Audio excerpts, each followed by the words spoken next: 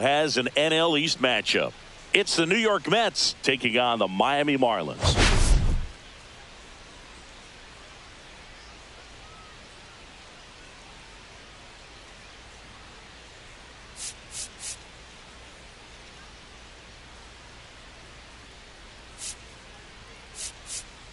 Well, Singy, we get to see the most powerful hitter in the league in this one. He's got home run power, baby. Who doesn't like bombs, Boo? This guy has wowed the crowds all season. Yeah, get your popcorn ready.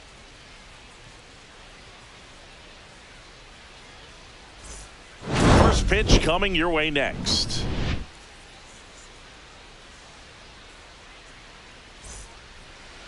Just about set to go now. And towing the slab here, Valente Beozo. Well, last year kind of around the league average in terms of ERA. And you know what? That's why you have 5 different spots in the starting rotation. You've got to have people round things out. And not everyone's going to pitch like a number 1 or number 2 every outing or every season. But last year, he gave his team an opportunity and a chance to win every time he took the mound on average. And when you look at that kind of performance, it has a place on every ball club. That one missed.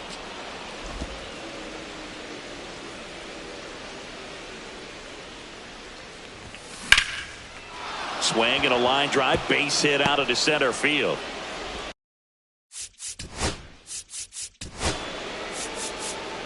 And people have joked over the years, great American small park. Here we go. Now let's go.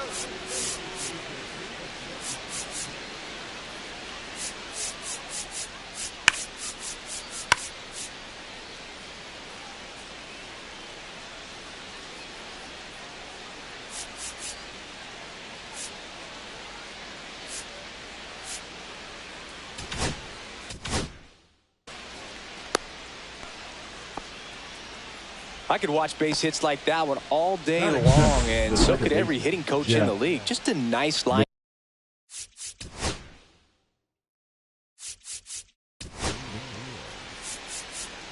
Well struck, deep right field, way back and out.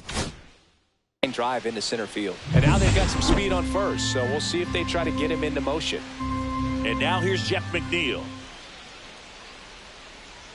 2 balls and a strike. Here it comes. That one is absolutely belted, and no one can get there. Lead runner around second, headed for the plate. He'll score in the Mets.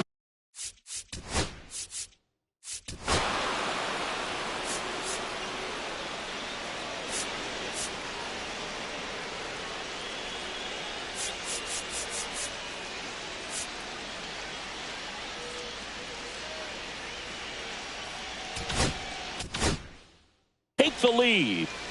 Comes through with the RBI. Anytime you rip a line drive the other way, you feel really good about what you did at the plate. You trusted your hands, you let the ball travel, and you took the barrel straight to it. That's line drive, base hit. Coming home. Here's the throw to the plate. Safe. And the runner from second scores on the play. It's 2-0. Well done. Drives in the run. That's about as textbook as it gets. Got his stride and load out of the way early. He stayed inside that ball and squared it up out front. Man, that was like he was in the cage hitting off a tee. Here's Francisco Lindor. Rudder takes off. Throw to second. He's safe.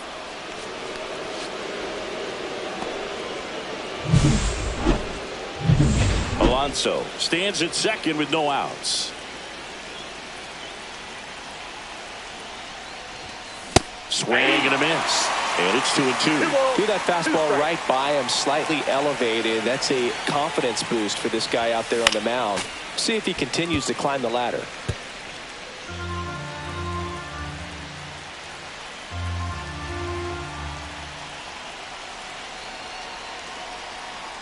Pickoff throw. Tag.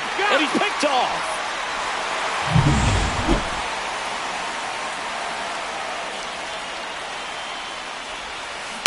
Still 2-2 after the foul ball. Flew open a little bit with that front shoulder, but was able to slow his back down just enough to make contact with that pitch. Keep the at-bat alive. In the air, left field. Paulie on his way over. No trouble here. Puts it away for the out. 2 down. 2 down. Base is empty. Juan Soto now.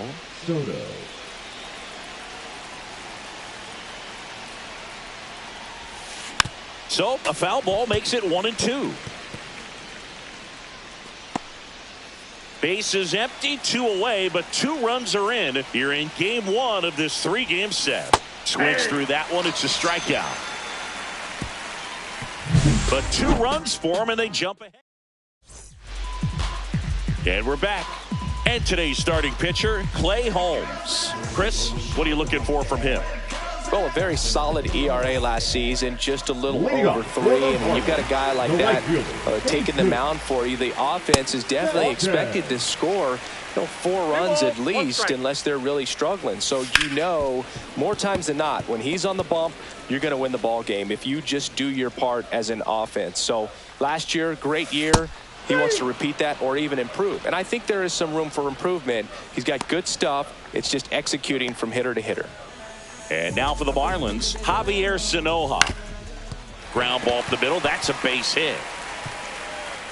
So a man aboard now with 1 away.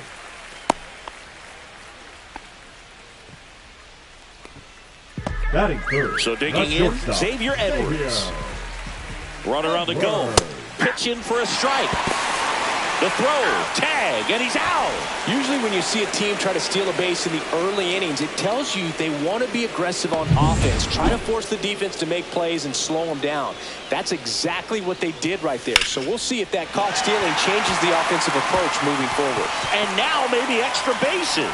The throw in, and that's a double.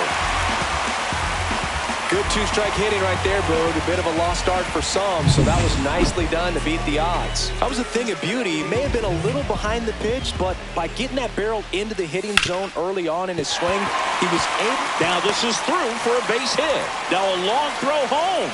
Not in time. He's safe at the plate. And it's a 1-run game. And at the plate for Miami, Connor Norby. Swings here and blasts one left field. Back there. Gone!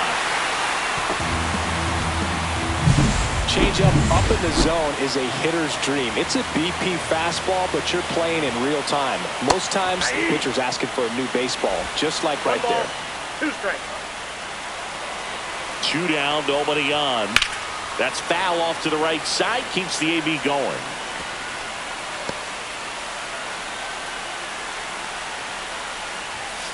Hard grounder into the outfield for a knock.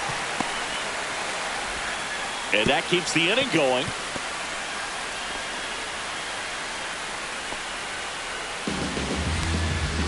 Now here is Liam Hicks. Now this one gets away from the catcher.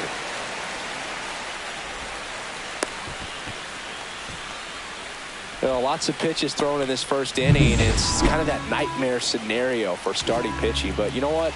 It's still early enough. He can settle in. He can get some length if he just cleans up his mechanics a little bit.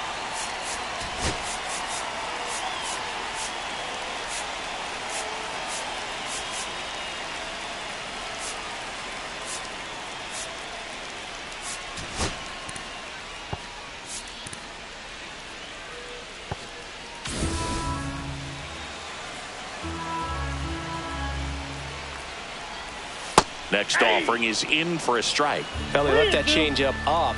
Got away with one there, and he'll take it, but doesn't want to make that mistake again.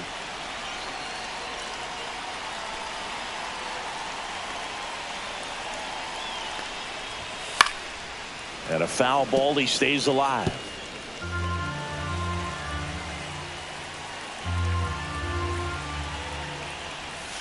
Spoils a 2-strike pitch, and he'll see another.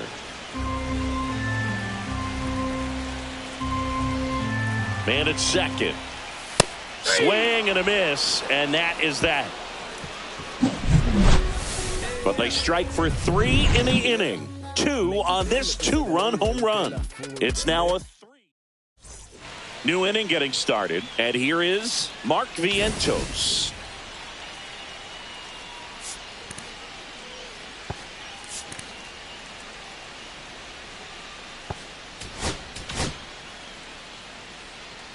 Well, after scoring runs, this is where you're looking for that shutdown inning. Get that hot team back in there to swing the bats. This is a hitter who takes his game to another level, playing at night.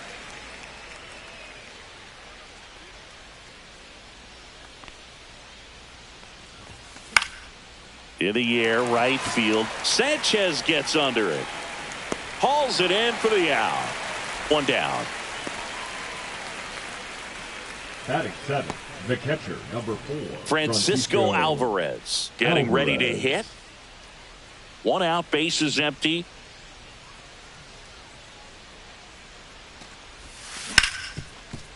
Hit hard on the ground to short. Over to first. He's out. Now 2 out. Ronnie Mauricio now. Batting 8. He gave up a couple of runs in the first. His offense picked him up. It's time for him to settle in now and throw up some zeros on that scoreboard. Pitch misses there. Ball 2.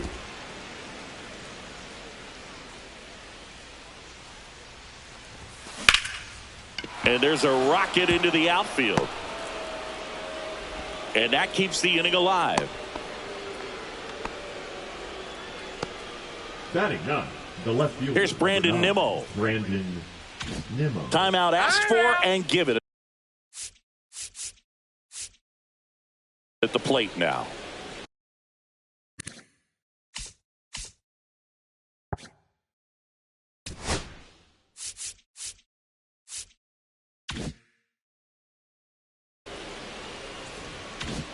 Mauricio leads off first with 2 down to the inning.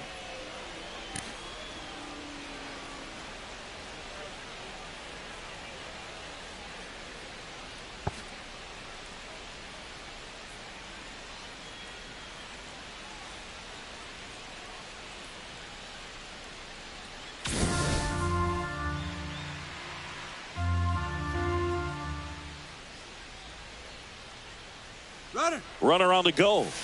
Pitch misses in. Safe at second, and that was not close. When your catcher's not a great thrower, you have to do a better job at controlling the running game. And that's throwing over, that's stepping off, doing whatever you can to try to keep that base stealer's rhythm off. Well, they weren't able to do it right there. They're going to have to make some type of adjustment, or players are going to be running all game. I wouldn't throw him another breaking ball. Try to go again with the fastball, slightly elevated. He just is having a hard time catching up. And a ground ball to first. He takes it himself to the bag, and that'll do it. So 1 hit is all they get. Now to the bottom of the second. It's the Marlins 3. Ready to go for the last half of the inning. And stepping in, the rookie left fielder, Grant.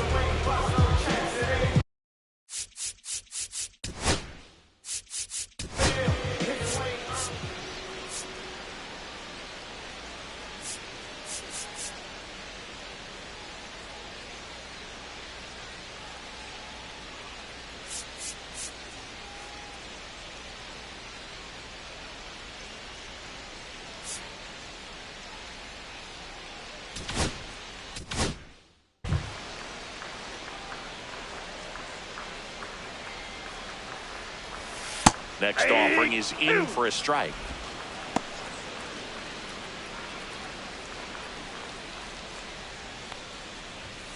Fans another, and that's 3 straight strikeouts. Back-to-back strikeouts to start the frame, and that's now 3 in a row. Yeah, he's really settling in and getting a feel for his pitches, throwing them where he wants to right now. So we'll see how long he can keep this streak going. 2 outs. Make it 4 strikeouts in a row. Just cruising along. All set for the start of the inning. And now, Tyrone Taylor. And here it comes. This one in the air, right field. Corrals it. 1 away. Jeff McNeil stands in. Second baseman, Jeff McNeil. Swing and a miss. And it's 1-2. 1 ball. See if you can go upstairs a little bit. Make sure you miss up and out of the zone since you're heading to count 1-2. Don't miss in the zone because that's where you can get hurt.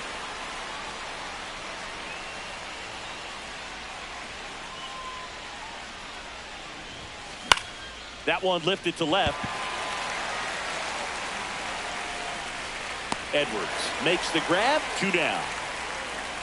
That's a really nice play, ranging.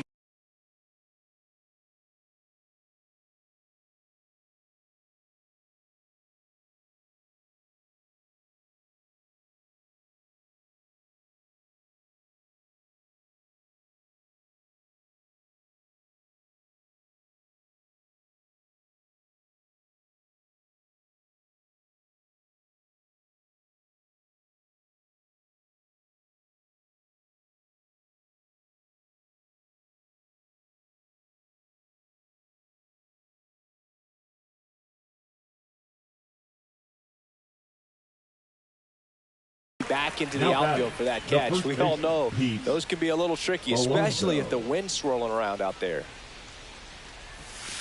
Got him. Outside pitch got the better of him that time. Mets go down quickly. They trail it 3-2.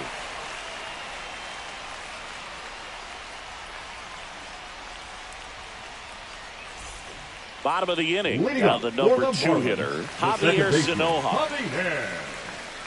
Sanoja.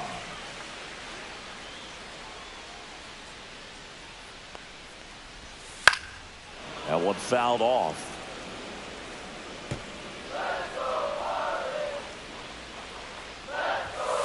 Another one. That's 5 straight strikeouts. Well, right now he's in cruise control, autopilot, just dominating these hitters. It doesn't look like it's a fun at bat.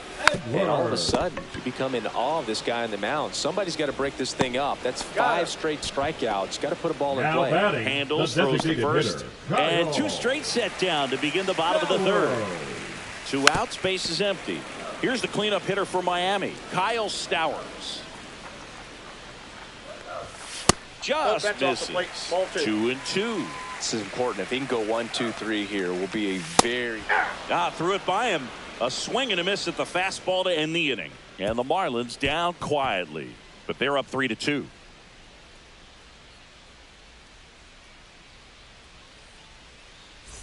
And welcome back to the ballpark. Out of the 4th. Now up to hit Francisco Lindor. Francisco Lindor at the plate. The Mets shortstop, originally drafted by Cleveland, and a guy with some serious power and an excellent defender. All over that one right there. Showed a willingness to drive that pitch the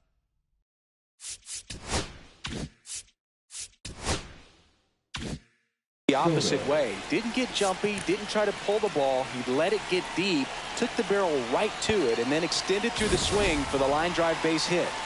And now it's Juan Soto. Lindor on the move. And a count 1-2.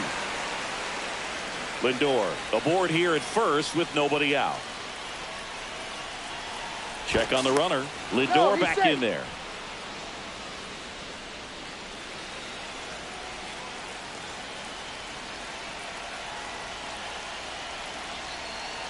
Runner on the go again. Fouls it back with 2 strikes.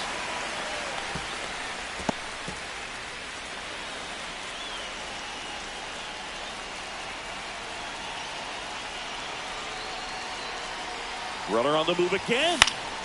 Fights it off. He'll see another.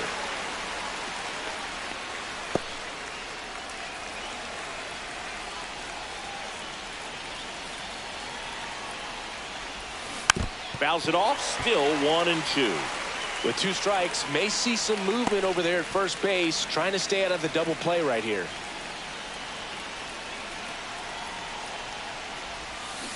Foul ball, still a 1-2 count. Definitely got the hitter conscious of the pitch inside. Really think the outer half is open.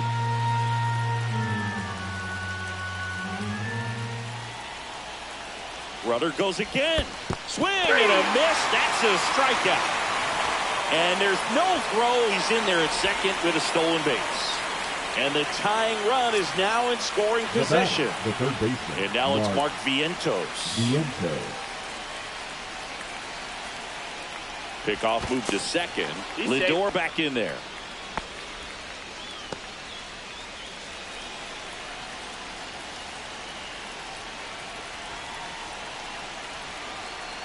Runner edges away at second. Late that time, and it's strike 2. One ball. Tie a guy up like that, you're feeling like you are in command. Strike 3, and that's 2 in a row. He's locked in at the plate when he's using the whole field. He was out in front there. Just needs to let the ball travel a little more, and his timing will be back on track. Good pitch for the strikeout. Runner at second, 2 down.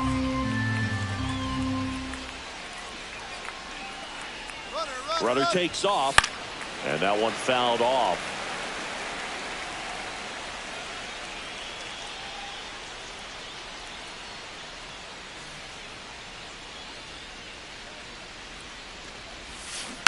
Gets a piece there. We'll do it again.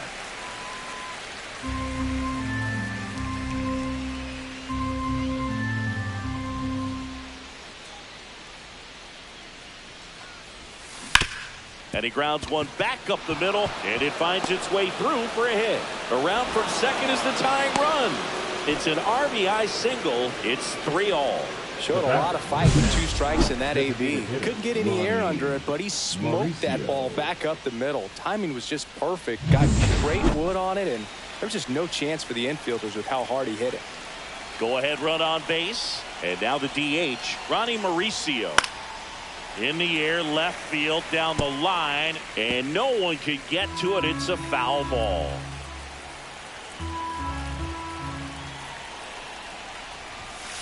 Out to short, Edwards. They take the force out, 3rd out.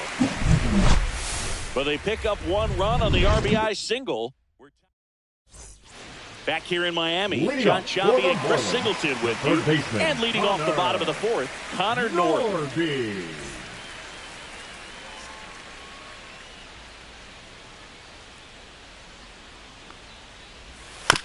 That one to first. Steps on first for the out. Up next for the Agustin Ramirez. The next up for the Marlins. Missed with a changeup. It's 2-1. That's down and in. He hasn't fallen behind in the count like this all day. He's in danger of walking his first batter right here. Foul ball there. Well, he gave up on that pitch early, and it ended up staying in the zone. I'm sure he's kicking himself and would like that pitch again. Got him swinging. Liam Hicks, the next up for the Marlins.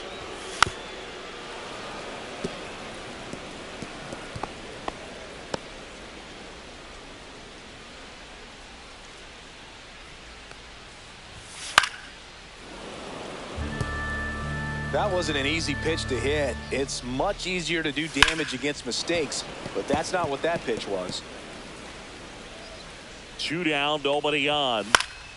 Fights that one away, still 1-2.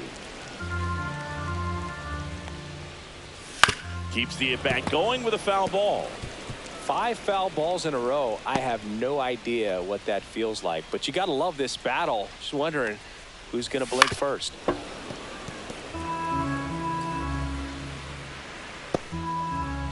Ninth pitch of the at-bat due next. Swing and a miss, struck him out. Nothing doing for the Marlins. Score remains tied at 3.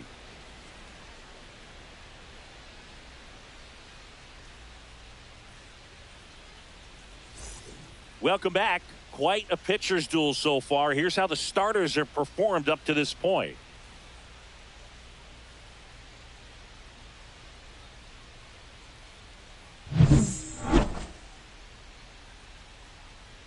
The 1-1. Ripped on the ground to second. Tosses to first. And the leadoff man set down in their half of the fifth. And stepping in for New York, Tyrone Taylor. Now batting. Singy, you got to appreciate a guy who's this good defensively. Taylor. I mean, watching him track balls in the outfield, it is beautiful. So how much does his speed factor into his ability to go get it? It's heartbreaking for the hitter because off the bat, he thinks this ball's going to get down. Because of that speed and the ability to make up so much ground, he enters the picture and breaks a guy's heart. Snags it for the second out. And next for the Mets, Jeff McNeil. 2 outs. Ball inside. There's one guy that I can think about, Boog, who started as a third baseman, Alex Gordon, and then became an elite perennial Gold Glover out in left field for the Kansas City Royals. But he's a guy, when you watch him play, you would imagine that that's all he ever played in his life was the outfield. Hawley squeezes it, and that is that. Back here at Lone Depot Park, we head to the bottom of the fifth. Now here is Graham Hawley.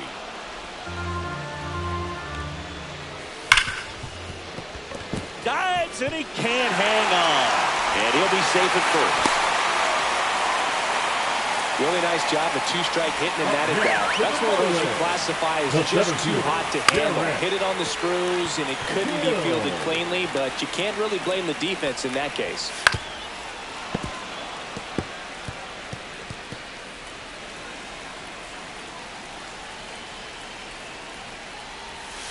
Cuts and misses. It's a strikeout. And Chris, that's a way to neutralize his speed by keeping him off base. And the defense breathes a sigh of relief because he puts pressure on everyone if he can put the ball in play. But that's how you do it. Keep him off balance, get him out of there, and deal with the next guy. In the air, right side. Soto going after it. And there's 2 down. Here comes the throw. Well, Boog, after watching the first inning of this one, you would not have expected that this pitcher would be in such a groove and still in the ballgame at this point. Misses the sweeper. 1 ball, 2 strikes. And a swing and a miss. And that's that. No runs, 1 hit, no errors, and a man left. We're through 5. All tied up at 3 apiece.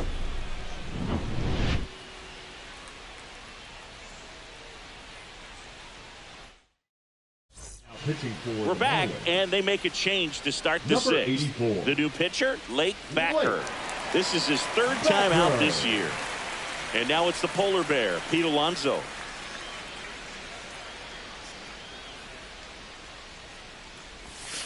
Next offering, he's in for a strike.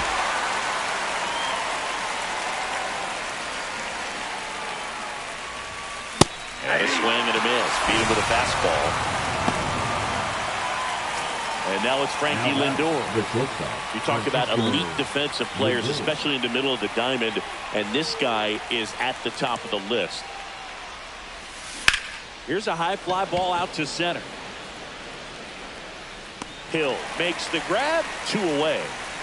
When you look at the ability to save runs defensively, but then also put runs up on the scoreboard, that's the kind of player that every championship team needs to have. Here's Juan Soto. The 1-1. 2-1.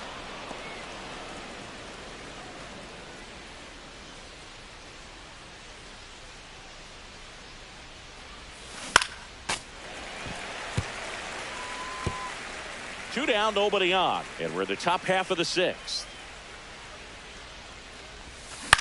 Popped up. Norby under it. Nabs it, and that'll do it.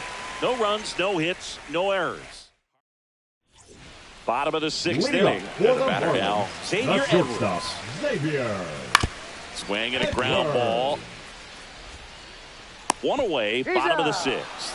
That's what a good sinker's designed to do. Get a guy to roll over a little bit, hit the ball on the ground, kill some worms while you're at it. And next will be the cleanup hitter, Kyle Stowers. Nope, foul ball. Base is empty, 1 away here in the bottom of the 6th. Ground ball right side. Takes it to the bag, steps on first, and it's out number 2. Up next for the So Marlins. 2 down now, and here is Connor Norby.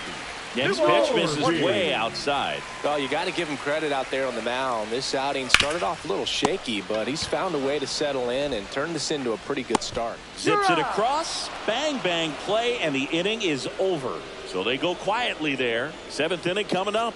All tied up at 3 apiece. And we're back. Here's the third baseman, Mark Vientos.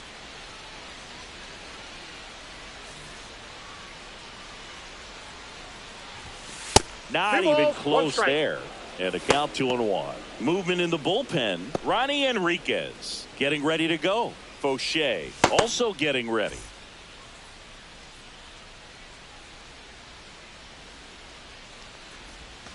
Next offering in there for a strike. 2 balls, 2 strikes.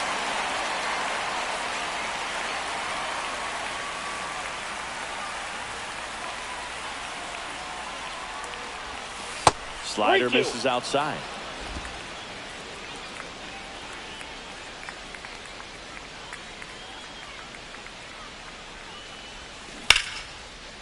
Rips one to left. That's a base hit. So a runner aboard to start the inning. Well, I'm not saying that play was easy, but it was harder than it needed to be thanks to the bad jump. Those small moments can be costly.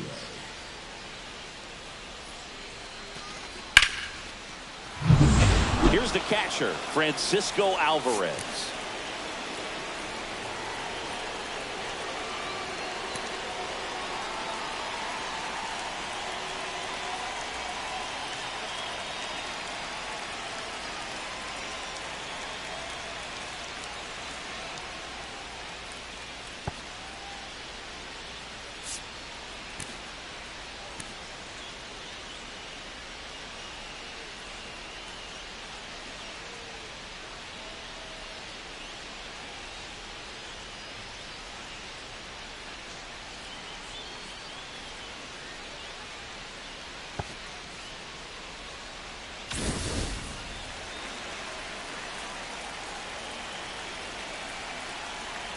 Runner on the move.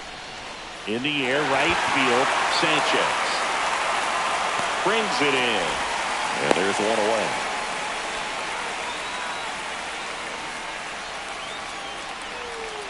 The batter, number 10. Designated hitter, Ronnie Mauricio up now for the Mets. 1 away. Tie game. Go ahead run stands at first. Pickoff throw. And they got him. There on the tag. Out.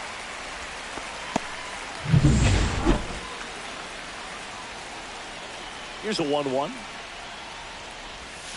Yeah, big swing and a miss. 1 ball, 2 strikes. Next pitch is outside.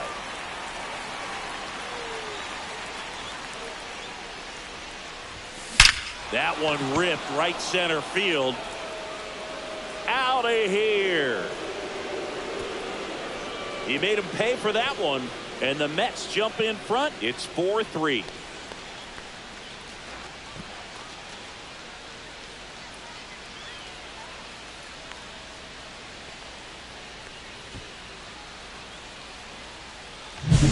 What I love about this swing is he stayed tall, allowed his hands to go directly to the baseball, letting that bat head get down through the ball to create backspin and hit it out of the ballpark. Really nice job.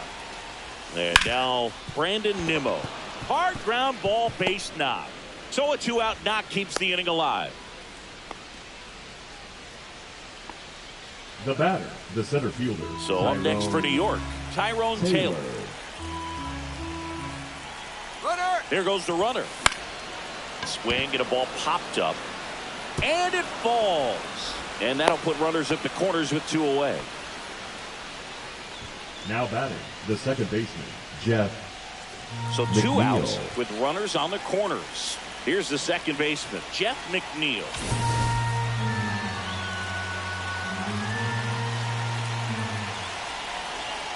Throw over to first.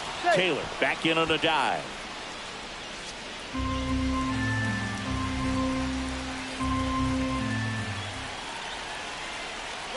Runner on the go. That's it for a strike. Safe and second with a stolen base.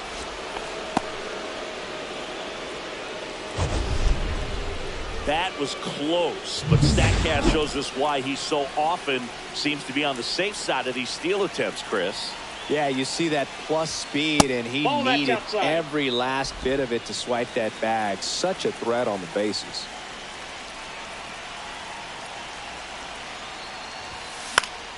Foul ball, another 2-2 upcoming.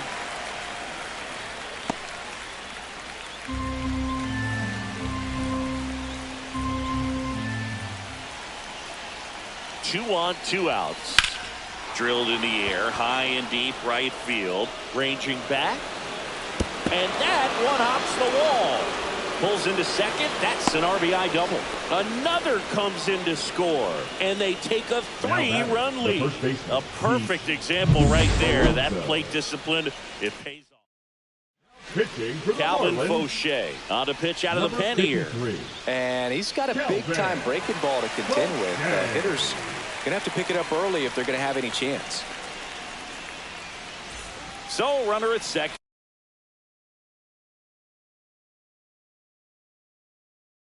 Two down. Here's Pete Alonso.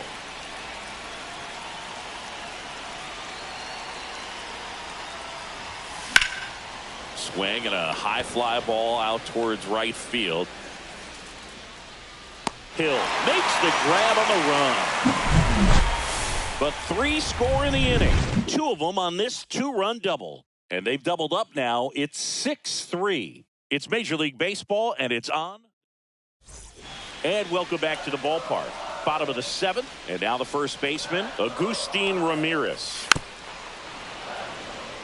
Well, after putting up a nice inning on offense, got some runs across, this is where you look for the starter to go out there, have a shutdown inning. Don't give that other team any hope. You just hope that he can get through this inning, get the bats back up there while they're hot. That one misses, so a leadoff walk. Well, it might be time to dig into that bullpen. He's looking a little fatigued to me. Liam Hicks, the next up for the Marlins. The 1-1 is fouled off. On the mound, he had a little trouble back in the first, but it's been a different story the rest of the way. Really settled into this outing nicely. And a swing and a miss. And he's up to 12 strikeouts on the day. And now for the Marlins, Graham Pauly popped up to the left into foul ground. And there are 2 down. And at the plate for Miami, Derek Hill. Ramirez, the runner at first with 2 gone. There comes Paul Blackburn taking over on the mound. And he comes on here for the first time this season. And I'm sure there's some nerves involved in that. So we'll see how he settles in.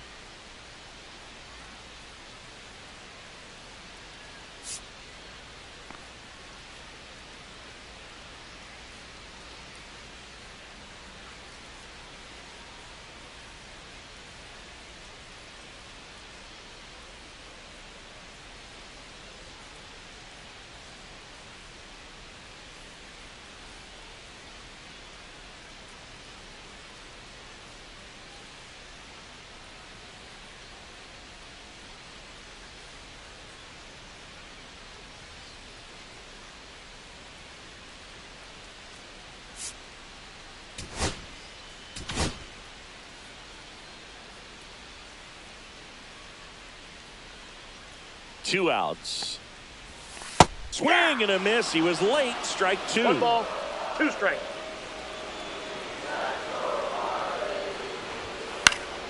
And a pop-up on the left side of the infield. Vientos puts it away, and that is the inning. Clean work out of the Mets bullpen there. We look ahead to inning.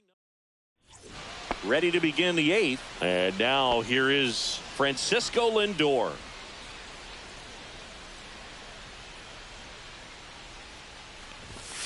Inside, almost got him.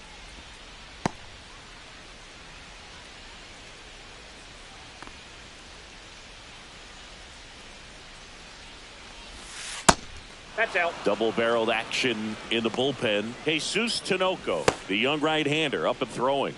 Cronin also throwing.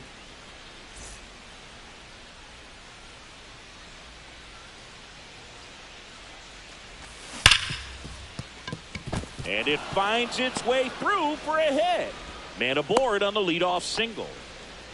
Everything came together for him. Got the top of the ball a little bit, but not much. That was hit pretty hard through the infield, so I think he'll be happy with that swing. Definitely generated some good bat speed. And here is Juan Soto. Next offering is fouled back.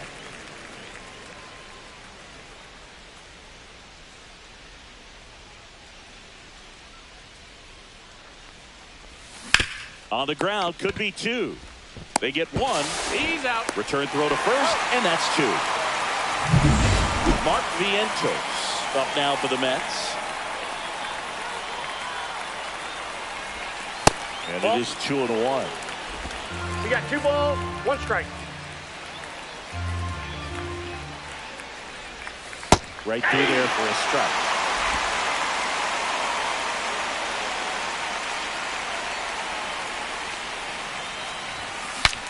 Swing, and he breaks his bat. And that will end the inning.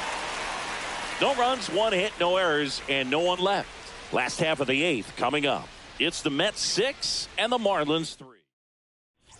Bottom of the 8th. Now it's the Marlins leadoff hitter, Jesus Sanchez.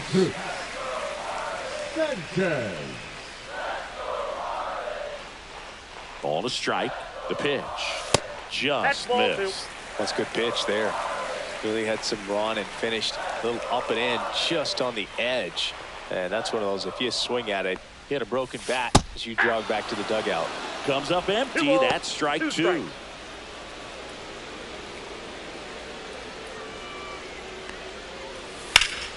Fouled off, and they'll do it again.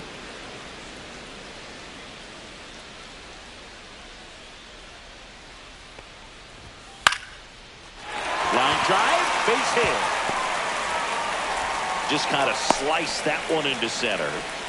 Gotta love the resiliency he showed in that at bat, battling with 2 strikes. You'll often hear the phrase short to it, long through it, and that's a great example of it right there. Got the barrel in the hitting zone early, squared it up with the well-timed swing, and came away with a beautiful line drive into center field.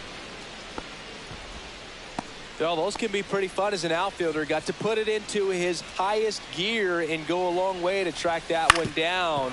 Nothing better than that. You feel like a wide receiver playing football. On a line out towards center. Taylor grabs it on the run.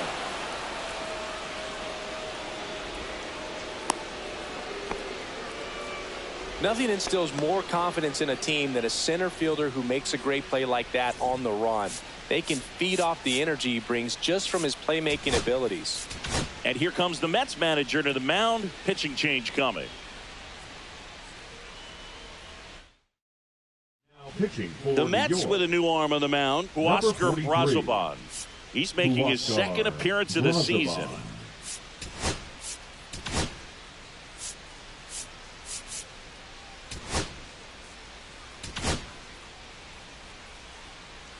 The 3-1. And there's a strike on the outside corner. Great RBI spot here. Just got to stay focused on the pitch. The runner will be in motion, so something in the gap should definitely score it.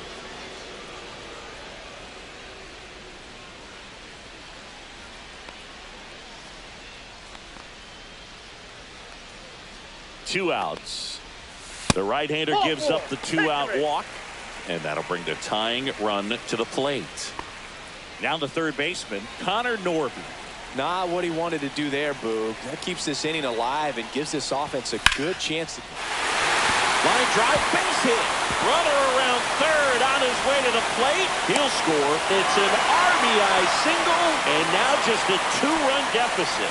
Puts a run on the board and picks up an RBI. Just a really nice approach to shoot that line drive to the opposite field. There's a lot of hard work and discipline that goes into getting a result like that at the plate. Doesn't come naturally for most hitters. Now that sets up a huge at-bat in this ballgame. That's a strike, and he inches closer to getting out of the jam. Looking very settled on the mound here in the 8th. One more out, and they'll probably hand it off to their closer for the 9th with at least a 2-run lead. This might be a steal situation, but that's not your average catcher behind the dish. You have to be careful here. Swing and a miss, and he's down on strikes. Inning over, and it could have been worse. But the RBI single pushes across a run. It's now a 6-4 ball game. You're dialed into the show.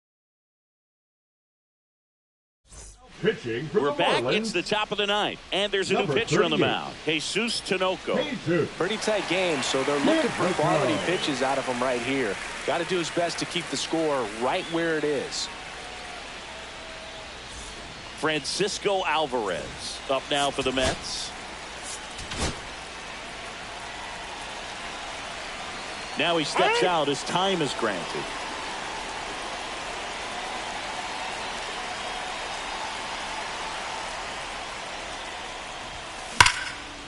Hammered, base hit.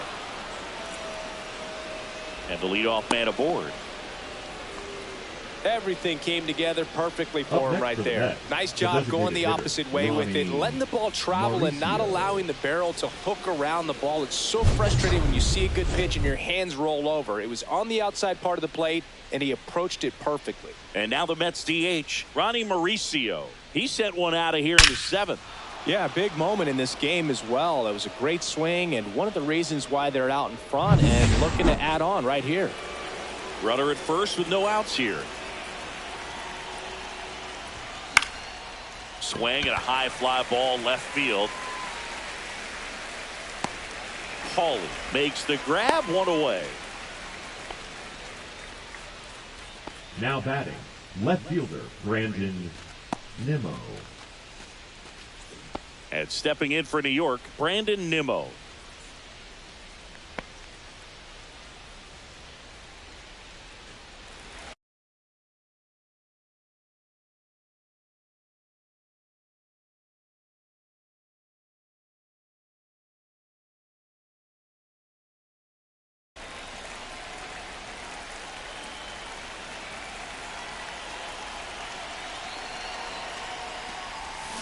And a foul ball. Alvarez, the base runner at first with one out.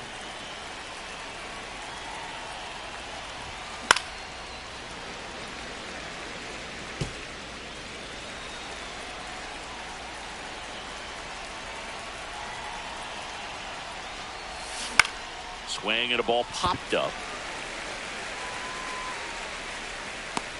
Edwards pulls it down, and there's two gone.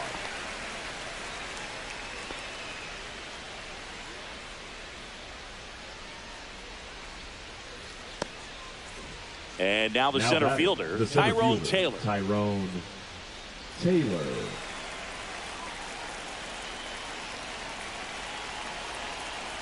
Two outs. Up and Three balls, in. one strike. 3-1 now. This is a really good feeling for a hitter. At this point in the ball game, you know that they don't want to walk you, so you're going to get a pitch to hit. You just better not miss it. Swing and a ground ball base hit right field. Throw in holds the lead runner at second. Two on now with two away. Second baseman Jeff McNeil up now for the Mets. McNeil.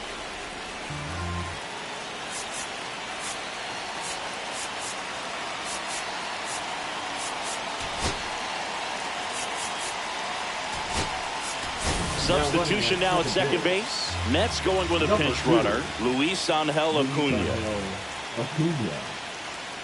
Tinoco checks the runner. Acuna dives back in safely.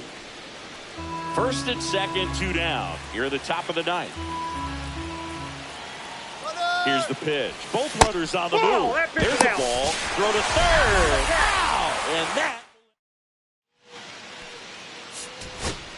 Welcome back, and here comes the closer, Edwin Diaz. Now pitching he comes in with a chance for his second save of the season. Number 39. Liam Hicks Edwin now at the plate. Diaz. Swing and a miss. 99. How do you do? One ball, two strikes. Swings and misses. Struck him out.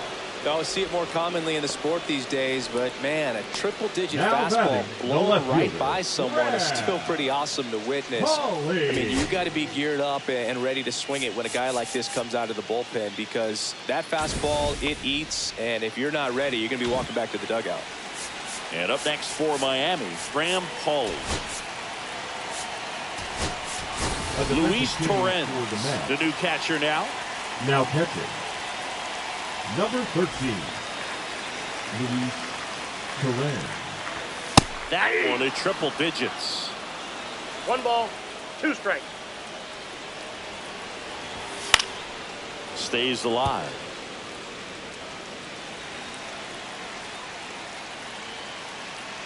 The 1-2. And it's fouled off. They'll do it again.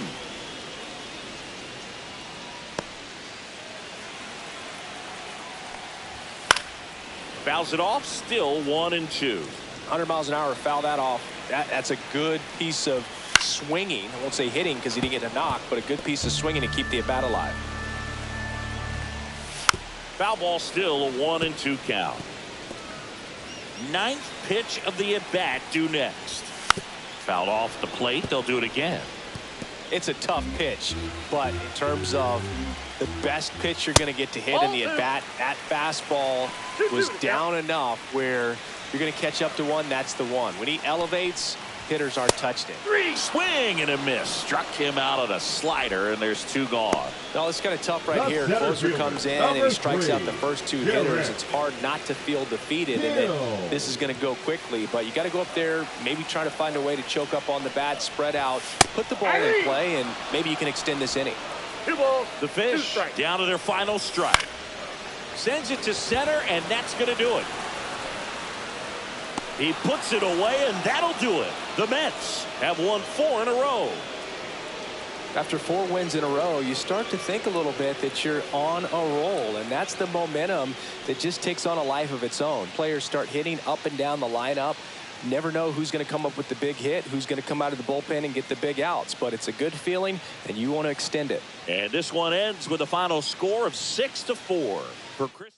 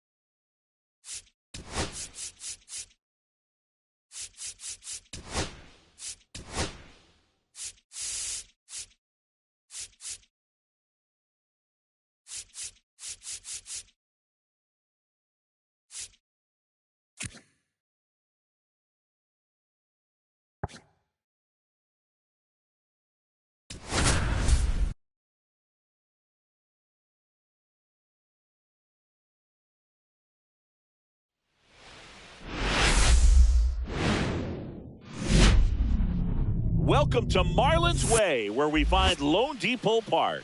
The show brings you a matchup of division rivals. It's the New York Mets taking on the Miami Marlins.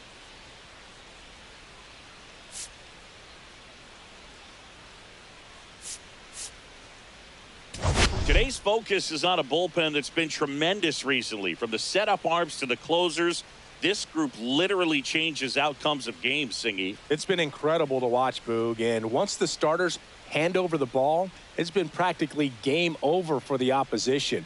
That bullpen will likely play a major role in this one today, too. First pitch coming at you right after the break.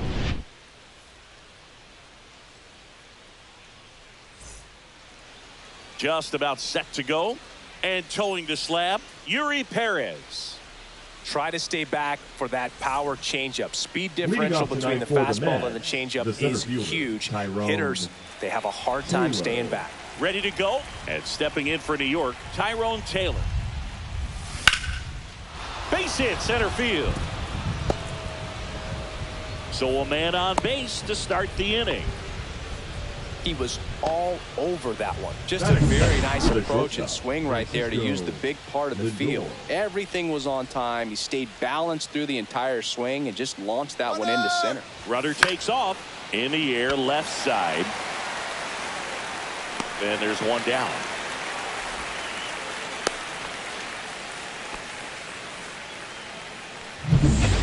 Here's Pete Alonso. The first baseman, Pete Alonso. Taylor leads off first with one away. Check on the runner. Taylor back on a dive.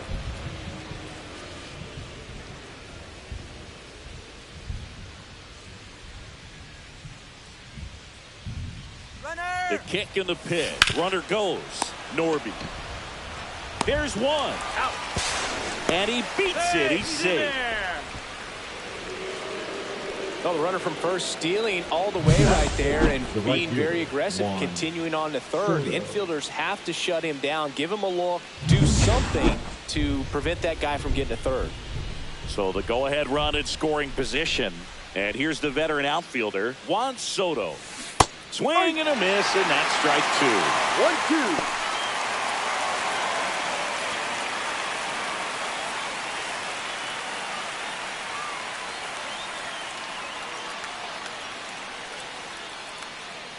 Two outs. Down and in, moved his feet.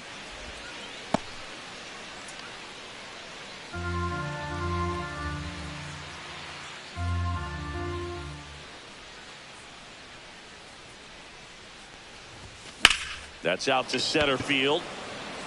Hill settles under it. Drops into the glove. And that is that. Mets strand one. And now the Marlins will have a crack at things. No score. Major League Baseball is on the show.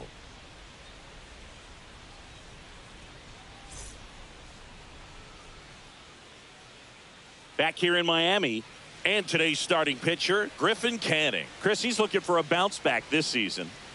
Yeah, really struggled last year, and it was one of those seasons that you just want to flush. But I think you have to remember and take the opportunity when you do struggle to really look yourself in the mirror, identify what went wrong, and make improvements. And I have no doubt that that's what this guy did in the offseason to prepare himself to come back and to be one of the best bounce-back players in the league. We'll see today. He'll have a real opportunity to prove a lot of people wrong. And that gets the top of the zone for a strike.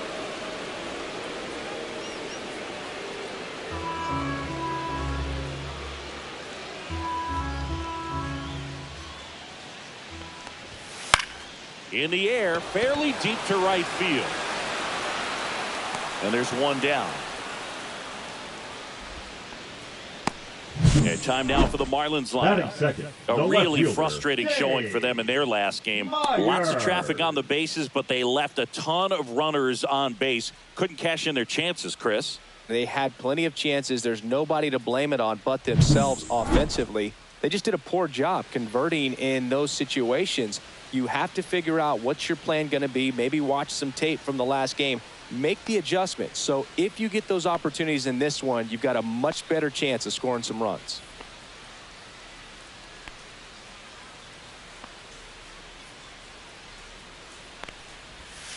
Next offering, pop foul off to the right out of play. One out, base is empty.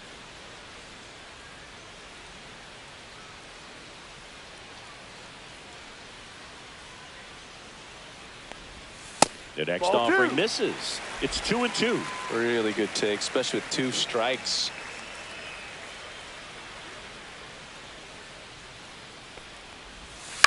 Into center. Taylor hustling after it. Long run, tracks it down. 2 away now. That's just a really nice catch on on the run right there. He saved extra bases for sure. If the pitcher's his friend, he'll give him a second to catch his breath before he's ready to deal the next pitch. Fought off foul. 2 outs, base is empty.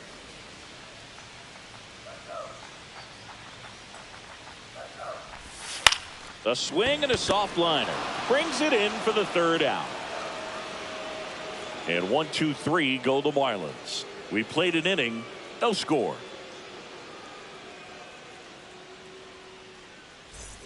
Back here at Lone Depot Park, top of the 2nd, and now the catcher comes up to him, Francisco Alvarez.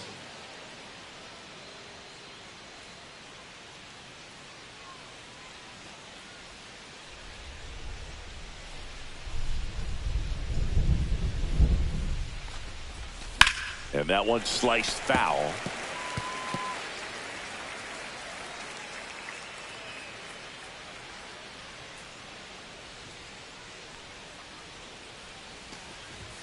Next offering misses. And now 2 balls and 2 strikes. Making the calls behind the plate in this one is Woody Keller. Yeah, and Woody does a pretty good job back there, Boog. He's got a pretty fair strike zone most of the time. Maybe some inconsistency here or there, but usually he's back there doing a solid job. On a line, base hit. And a good start to the inning. Couldn't have timed it up any better than that. Other than ripping one into the gap or blasting one over the wall, there aren't a whole lot of hits that are more satisfying than a nice line drive in the center field. So that definitely felt good. Jeff McNeil stands in. Pickoff move to first. He's safe.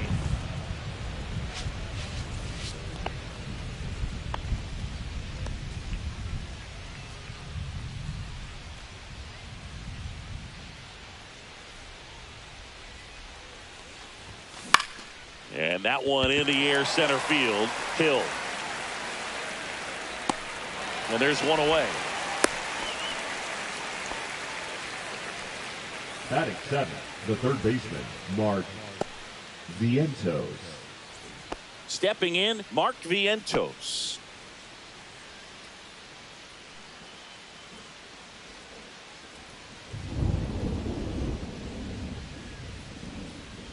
And a 1-1. And that's too high. Man at first, one away.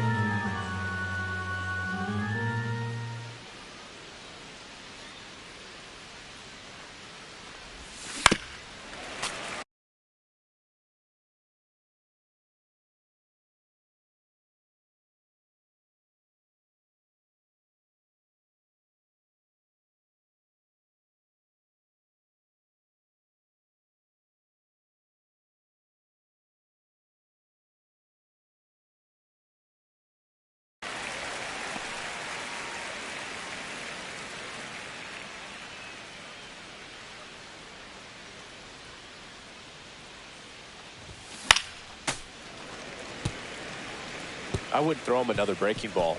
Try to go again with the fastball, slightly elevated. He just is having a hard time catching up.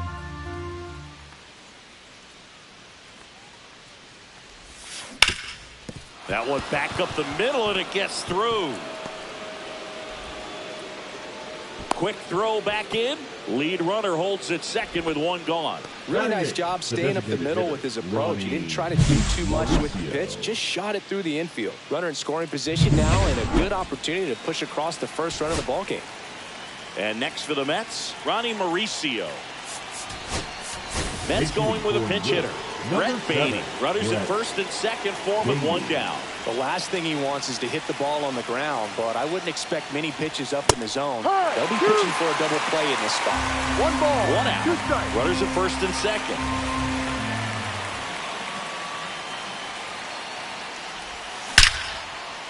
Line drive, knocks it down. Whips it to first on the run. To first, and he beats it. Everyone's safe. One of the hardest things to do in the game, to stay mentally and physically ready for the big opportunity, and he came through for his club right there. Here's Brandon Nimmo.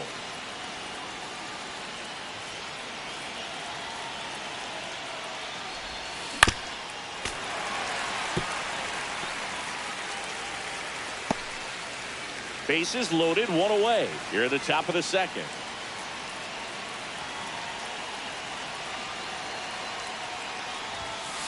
just missed. Boog, he never moved because he never had time to. With that kind of velocity, you'd prefer that pitcher work away.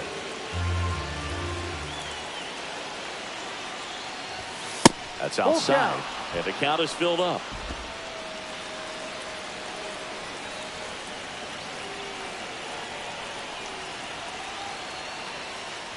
Ball four, and a run comes in to score. Man, that looked to be in the strike zone right there. That's a tough one to have go against you and force in a run. So bases loaded with one away. And stepping in is the speedy Tyrone Taylor. The 1-1. Base hit. One run is in. Here comes the throw.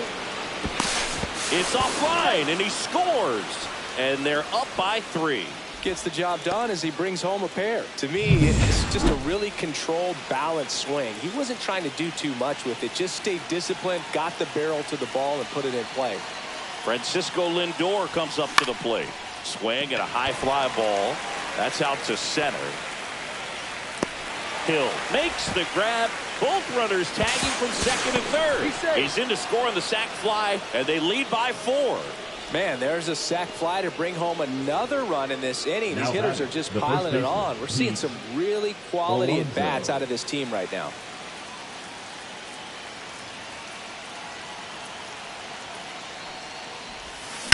Swings and blasts one deep to left center. That's a hit. In comes the runner from third. The throw to second is offline. Picks himself up an RBI. That's a good sound coming off the bat, man. And as he connected out front and ripped it into the outfield, that's one of those swings where you just don't even feel the ball hit the barrel. That's a pure stroke. Manager out of the... So the Marlins go with a new arm, Cal Quantrill. I think it's got to be a little tough coming in out of the pen when your guys are trailing so big on the scoreboard. Just doesn't have the same intensity to it, but he's got to find a way because these batters count the same for his stats, obviously, regardless of the score.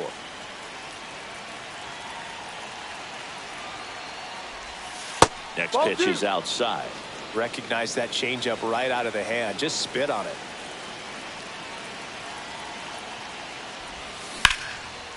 Swing and a base hit. Coming home. Here's the throw to the plate. It's offline. The run comes in. It's 6-0. Number 4, Francisco.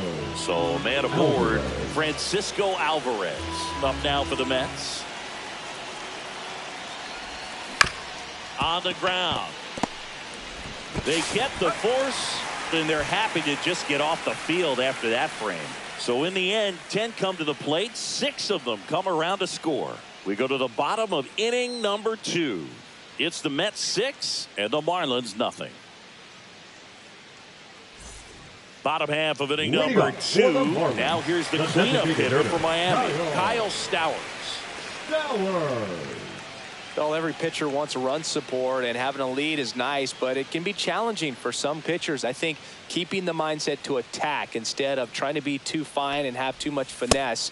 Go after hitters and get quick outs. 1-2.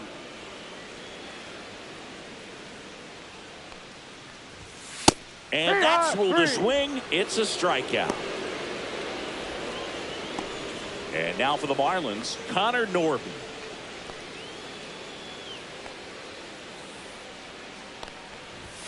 Just missed.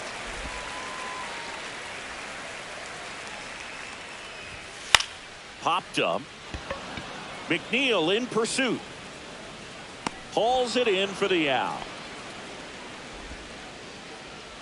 2 down, bases empty. Jesus Sanchez, the next up for the Marlins. Next offering upstairs.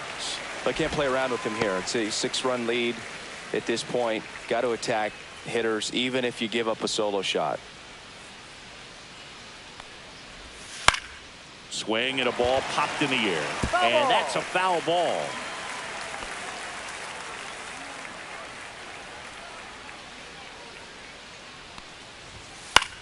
In the air, left field, down the line. Fair ball. Now he'll turn for second.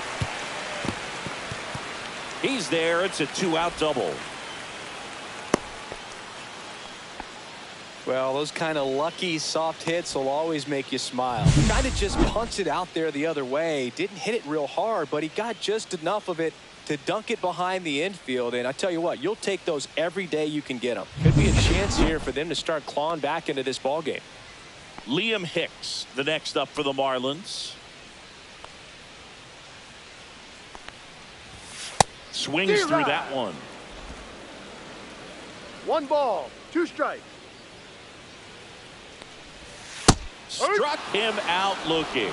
That was pretty nasty. Marlins leave 1. Still up against us. Back here at the ballpark, let's check out the latest news from around the league. Jeff McNeil.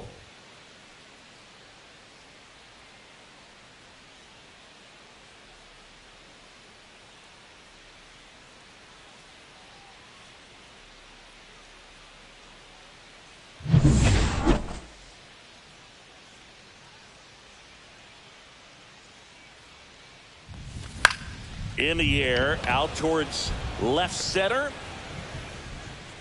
And puts the squeeze on that one. And there's one down. Now batting, third baseman, Mark Vientos will hit next.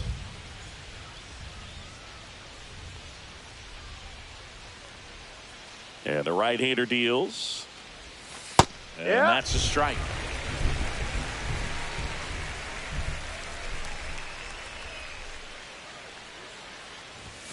Swing and a miss. Struck him out.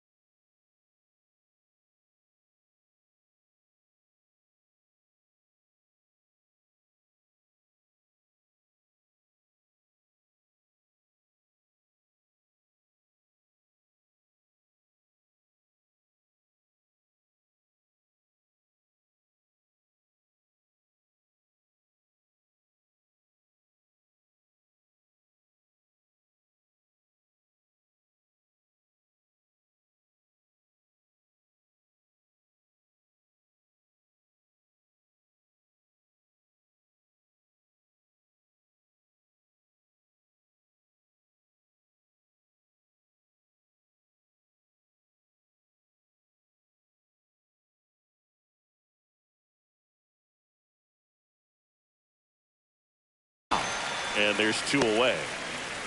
2 outs, base is empty. And the batter now, Brett Beatty. Slides, but he can't come up with it.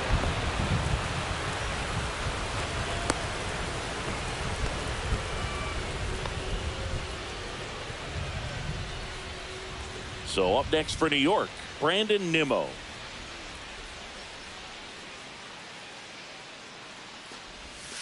And there's a ball. 2 balls, 1 strike.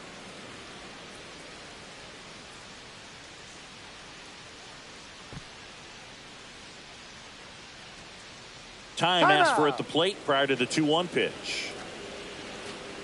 Beatty off of first with 2 away. Runner! The kick and the pitch. Runner goes. Next offering is fouled back.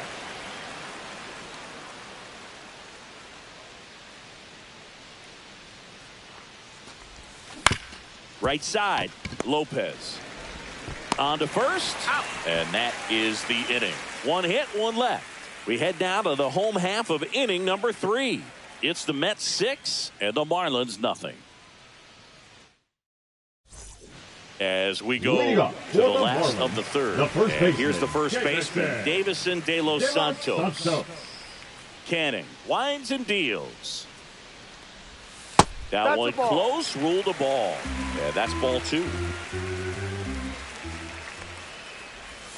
Swings through that. Well, at that velocity, if that's all you're seeing, 88, you can handle that all day long. That's what you get in batting practice. But off the velocity of the fastball, that is a very tough pitch to adjust to. And a swing and a miss. Down on strikes.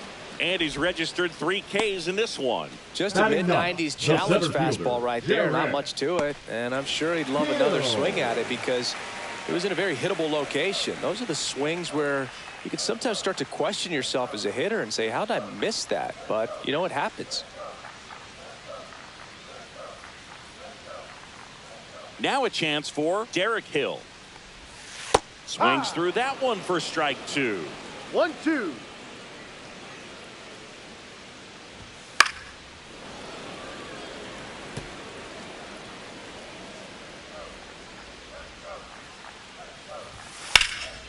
Lifted in the air, right field. Soto gets under it. Brings it in. And there's 2 away. The batter, number 6. Second baseman. Back to the top of the Miami order. And at the plate for Miami, Otto Lopez.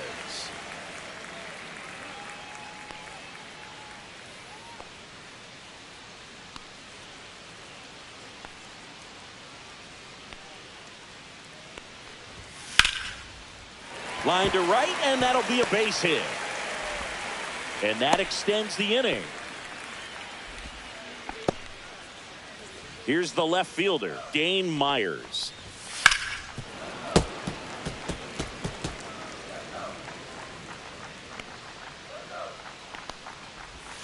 Pitch kicks away from Alvarez. And now a man into scoring position. Nobody on defense feels great right now. The pitcher feels responsible for missing so far outside, and the catcher wishes he could have done more to try to stop it. McNeil gets it to first. That is the inning. So 1 hit is all they get. 3 innings complete. It's the Mets 6 and the Marlins nothing. And we're back. Start of the 4th. Here's the Mets leadoff man, Tyrone Taylor. The center fielder, Tyrone Taylor. And a liner out into right center for a base hit. So a runner aboard to start the inning. That's back-to-back singles for him. Really good swing right there. He got a pitch that he knew he could handle, allowed himself to stay back just a tad bit longer, and he hit the ball on the screws. Francisco Lindor to the plate now. Fans love him, but he's pretty popular with the players, too. He certainly is, Boog. The player survey on MLB.com listed him as one of the friendliest infielders to chat with during a game. I'm sure he appreciates the recognition from his peers. Quantrill back to work. Gets a piece and stays alive. Nobody out. Runner at first. High. Got him swinging for the strikeout. And the runner holds. Well, that's such a Now critical batting, pitch in the terms first of baseman, execution right there. The pitcher has to finish it. Otherwise, probably gets hit pretty hard. If you leave that out over the plate or you don't get it down enough, quickly turns into something that gets smoked. But if you can place it where he did, it's a really deceptive pitch. And now 2 balls and a strike.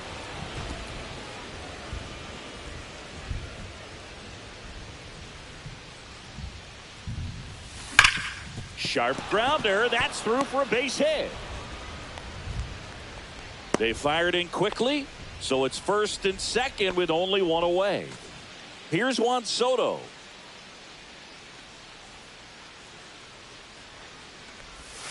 And he swings over the top there. 1-2.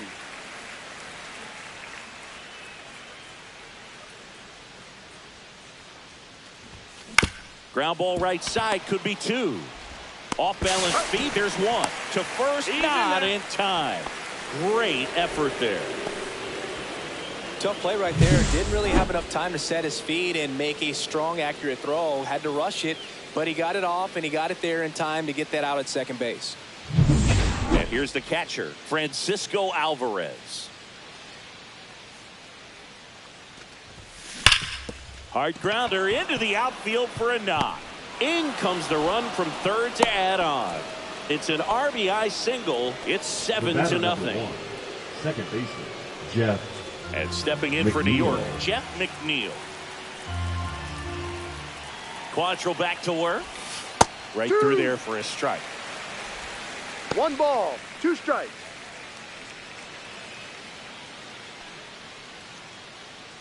Soto, the lead runner at second. Alvarez at first, 2 out of the inning.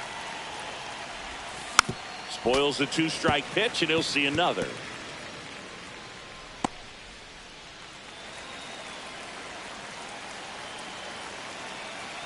The 1-2. And they'll do it again.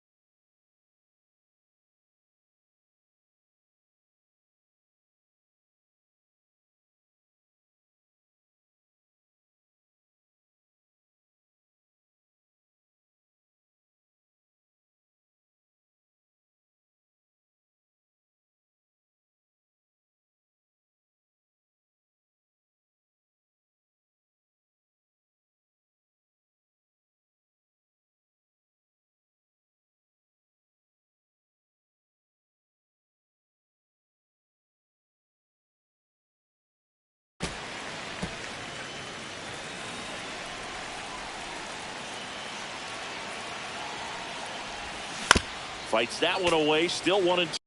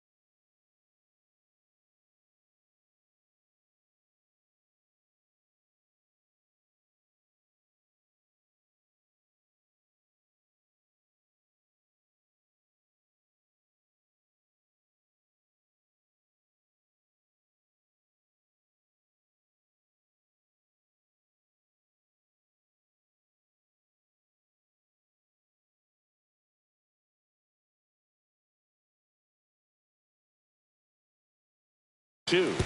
Also really good at bat. What I like about this guy, his bat stays in the zone for a long time. Gives him the ability to foul off tough pitches. Next Ball. one is off the plate. 2 balls, 2 strikes the count.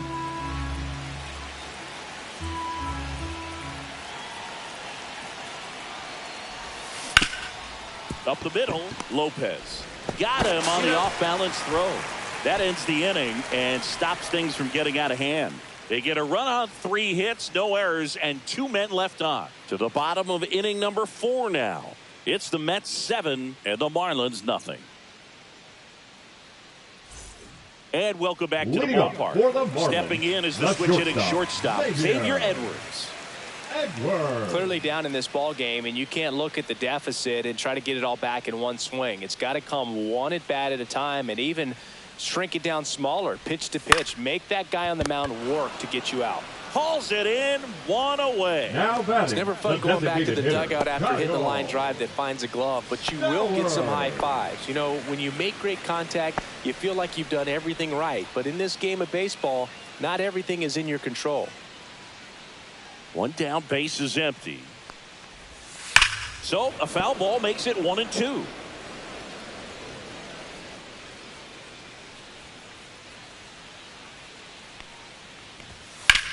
And there's a fly ball deep right field. That's back there. Leaping, and it's gone. He'll touch them all. His first homer of the year. It's 7-1. He's bringing the thunder in a rainstorm. How in the world did he manage to hit that pitch out? So 1 out, nobody on. Connor Norton, the next up for the Marlins. 1 out, base is empty, and a run in. We're here in the bottom of the 4th. Swing and a ball lifted in the air, and that will drop foul.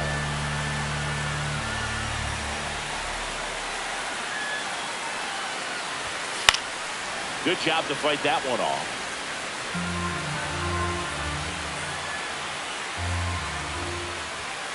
Foul. We'll see another payoff pitch. 9th pitch of the at-bat due next. Ground ball left side. Vientos whips it to first. So it was a long battle at the plate, but they still managed to get the out. 2 down, base is empty. Jesus Sanchez digs in now. At 96, that pitch is in for a strike. And that one is lifted in the air. Lindor sizing this one up, makes the grab, and that's the inning. But a solo home run will at least get this closer to. Back here in Miami at the plate, Mark Vientos.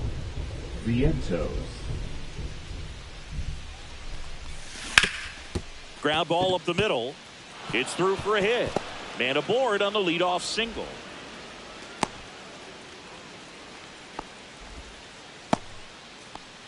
And now the Mets DH, Brett Beatty. Here's a 1-1. On the ground left side, 6, 4, 3, and they turn the double play.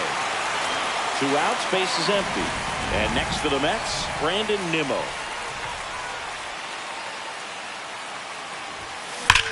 Left field, way back there. This one's got a chance, and it hits the fence. And that's a 2-out double. Man, those are the types of hits where you don't feel any vibration in your hands whatsoever. Such a good feeling. Put a pretty good swing on that one as he drove it out to deep left. Didn't quite have the right combination of launch angle and exit velocity to get it over the fence, but you're never going to be disappointed with extra bases. Slings to first, and that is that. Welcome back as we take a look at how today's starting pitchers have fared so far.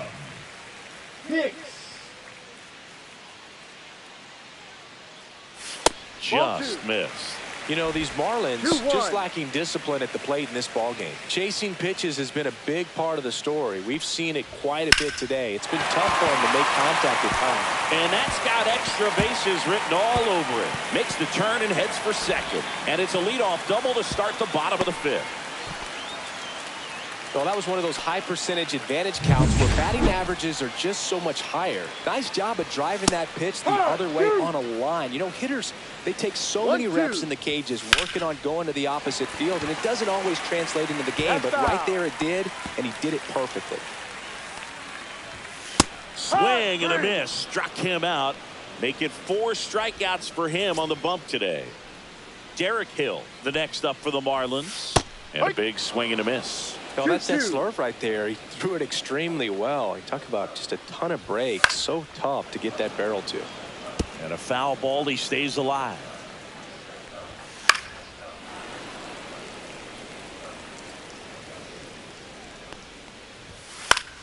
That's foul off to the right side. Keeps the AB going.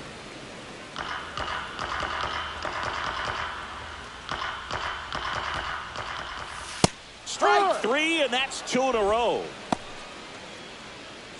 So the batting order turns over. And up next for Miami, Otto Lopez. And it's fouled away. Runner at second, 2 down. Last half of inning number 5.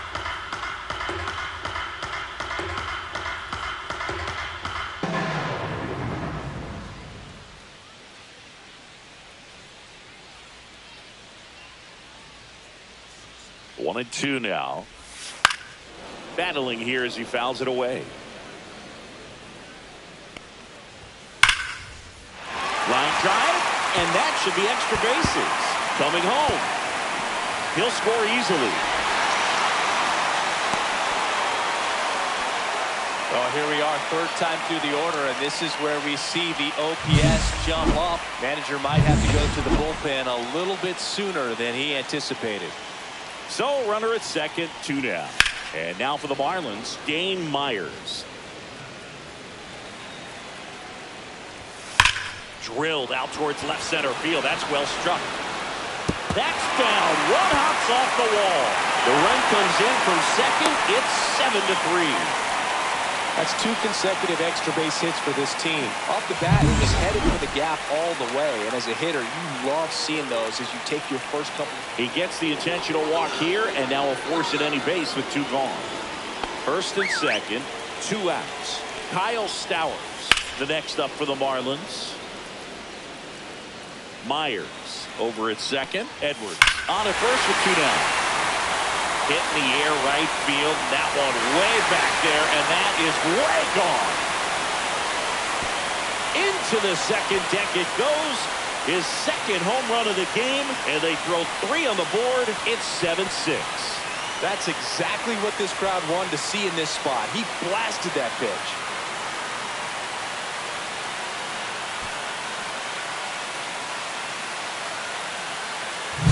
Well, he put a really nice swing on that one, and everything was on time, took a direct path to the ball, excellent extension, and just drove it out of here.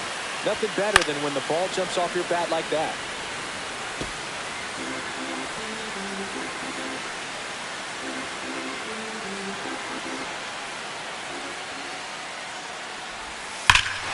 Here's a swing and a drive left field, and he knew it. They do it again. Back-to-back homers. And we're all square. It's 7-7. Chris, he's homered in back-to-back games now. Yep, seeing the ball well, and he's got his timing locked in. He's looking pretty dangerous at the dish right now. Back-to-back homers, always a special feeling at the ballpark, especially if it's your team that does it, and those guys get to slap hands at home plate. This is the kind of thing that can really fire up a ball club. So it's all tied up thanks to the home run.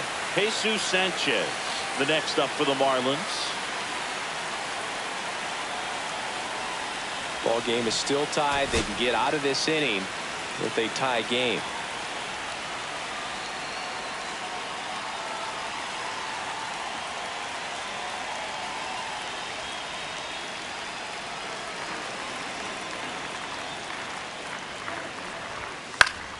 Now this is in the air down the line, and that lands in no man's land, a foul ball. Swings through that one. It's a strikeout. But 2 round trippers in this inning. The long ball was We're back, and they make a change to start the sixth. The new pitcher, Declan Cronin. Now Francisco pitching for the Lindor Marlins. up now for the Mets. Number 51, Declan Cronin.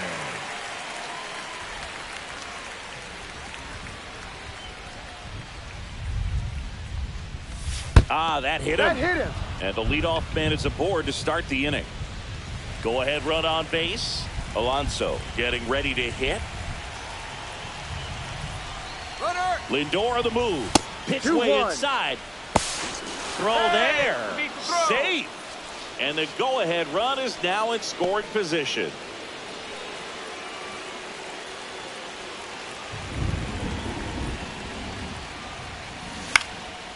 Swing and a pop-up. Foul territory for the catcher. He's got it. One away. So the go-ahead run in scoring position. Soto now at the plate. 1-1 now. Swing and a ground ball up the middle. Throws to first in time. They get the out on Soto. So up next for New York, Francisco Alvarez. With the go-ahead run at third, and we're in the top half of the sixth. Pitch hitter coming on, Luis Torrens. And this is a big at-bat coming, Boog. Definitely a little added pressure on him here. Swing and a miss. That's the sweeper. 1 ball, 2 strikes.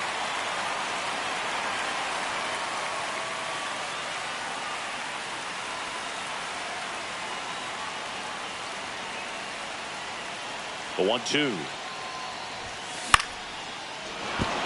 That's a base hit. Scoring is Lindor. And it's an RBI single. It's now 8-7. Well, he wasn't afraid to hit with 2 strikes. I think he choked up a little bit, maybe spread out, but he got the job done right there. And now it's going to be Jeff McNeil. The 1-1 is fouled off. Torrens off of first with 2 away. And now before the 1-2, time is called at home plate.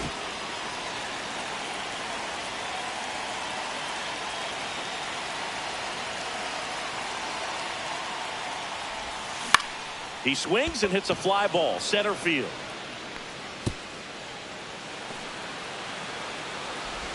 And he's got a double. Hey, whatever works, right? Doesn't have to be impressive. Just a simple soft liner into center field for the. So with second and third occupied, they go for the intentional walk. Base is now loaded, and there's a force at every base. 2 outs, base is full. And stepping in for New York, Brett Beatty. 2 outs.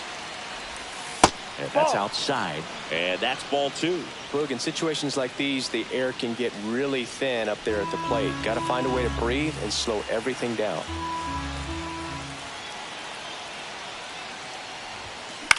That's towards center. Hill. Squeezes it. And that's the 3rd out. So 1 run in the inning on this base hit. It's now 8.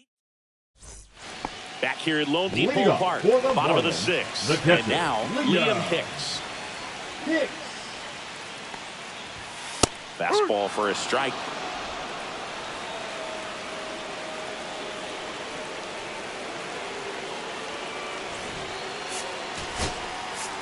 Manager out of the dugout now, and it looks like we'll see a change on the mound. Pitching for New the pitcher Mets, now, Frankie Montas. number 47. And this is an important part of this game. Tight score and still a lot of outs to get. So they're looking for a big outing out of him right here to get some critical outs. That's when you always want as a pitcher, down at the knees, and it looks to me like he's barking, that's a strike. Doesn't change the call, but sometimes it helps to let that frustration out a little bit. Puts it away for the out. Up next for the Marlins, the first baseman. So up next, Davison De Los Santos.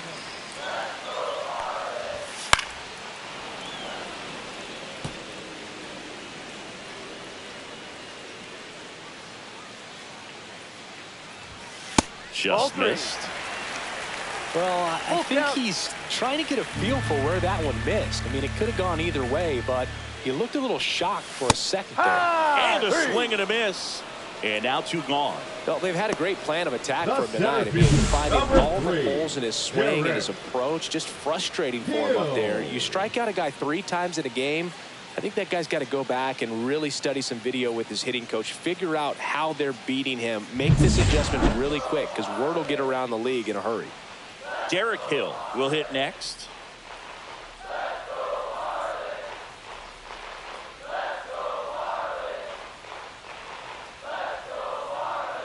The pitch timer expired before he started his windup, so that's a ball.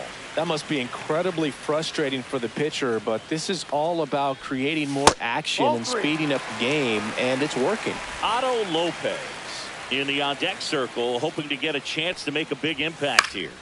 High fly ball out towards left center. Taylor moving under it and makes the grab. And that is the 3rd out of the inning.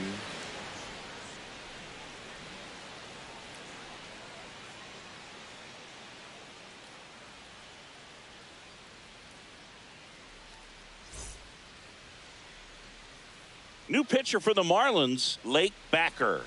He's making his 4th appearance of the season.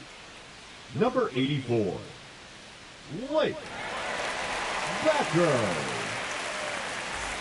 Now the left fielder, Brandon Nimmo. The left fielder, number 9, Brandon Nimmo.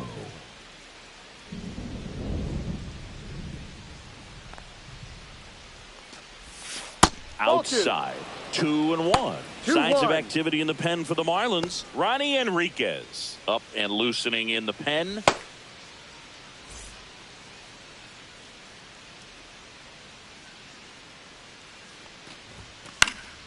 And that is out of play.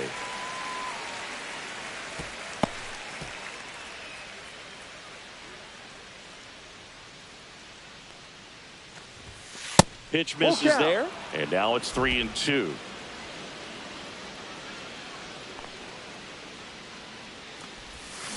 Swing and a miss and a changeup in the dirt. Up with it, fires to first. He got him. 1 away on the strikeout. And next for the Mets, Tyrone Taylor. He's someone that you might not describe as having elite level speed, but he can absolutely move, and it is a factor in his game. Hard hit left side. And he's out. Here's Francisco Lindor. The shortstop. Well, both sides equally as strong, so not a good time to try to turn him around with a relief pitcher and put him on the other side of the plate. Swing and a high fly ball, pretty well struck right field. Gone way up into the upper deck.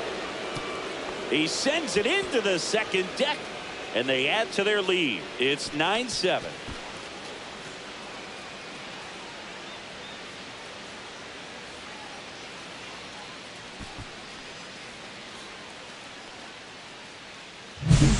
A breaking ball on the inside part of the plate requires a hitter to stay really square with his mechanics. If you fly open with the front shoulder, there's no way you keep that ball fair. An outstanding job mechanically. He deserves that home run. And now Pete Alonso. So a foul ball makes it 1-2.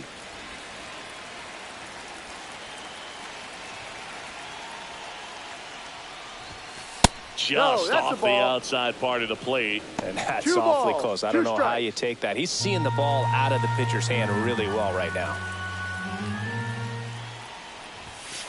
Cut on and missed, and it's a strikeout, and that is the inning.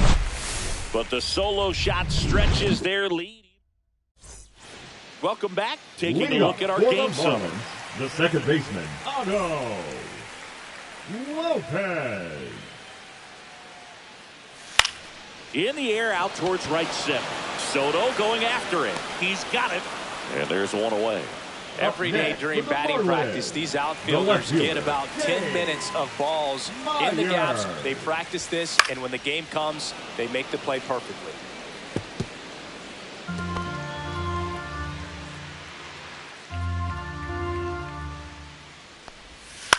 And he hits a ground ball right side. Toss to Alonso. 2 away. If you want to be a great defense, you have to deliver consistently. It doesn't matter how many highlight reel plays you make if you can't execute the small stuff, just like we saw. Cut on and lifted in the air, and that'll do it.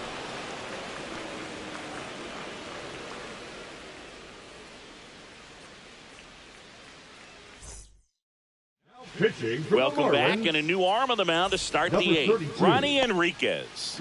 Just trying to keep this one close here, and this is where a bullpen can give their players a chance to fight back into the game.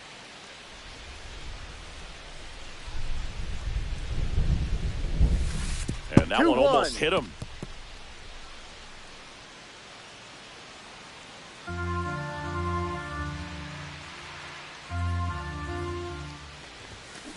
To the right side. And that chance handled in plenty of time to first. They get the out on Soto. Luis Torrens up now for the Mets. This is a guy who is very highly regarded defensively. Fun to watch him control stuff behind the plate. Good game caller, good at framing, but it's that big arm that really stands out.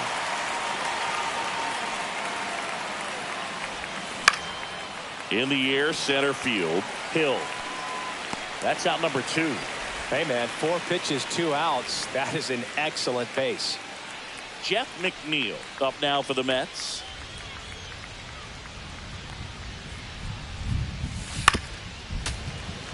When you got a catcher like this guy with a big arm like that behind the plate, it really shuts down the running game. Got him swinging. And the Mets go down 1-2-3. They lead it by 2. It's 9. And we're back. Now it's the DH, Kyle Stowers. Ball. Well, I'll say this as a former position player and base stealer. When you come into a game and you've got a guy like this behind the dish with a big arm. And meanwhile, this a fair ball down the left field line. Around first and hustling for second. Pulls in with a double. Third hit for him today. Love how he let that ball travel. Trusted his hands. Nice job of going the other way. Runner in scoring position. No outs. Next to hit, Connor Norton. And fouled off.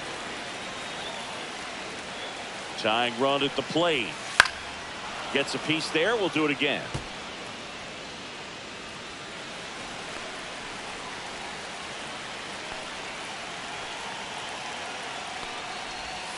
Fouls it off. Still 1-2. With the tying run at the plate. Here the bottom half of the 8th inning. This one drilled. Right center field.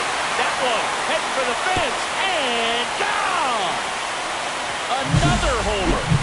He's done it again. His second homer of the game. And we're starting over. It's 9-9. That's their 4th home run of the game.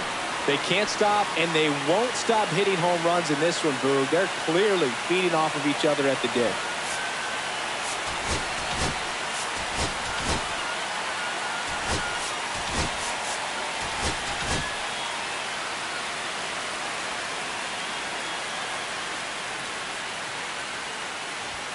Swings through it, and that's a strikeout. He had him out in front, which isn't easy to do against a hitter like this, known for using the entire field. Just couldn't sit back long enough on that one.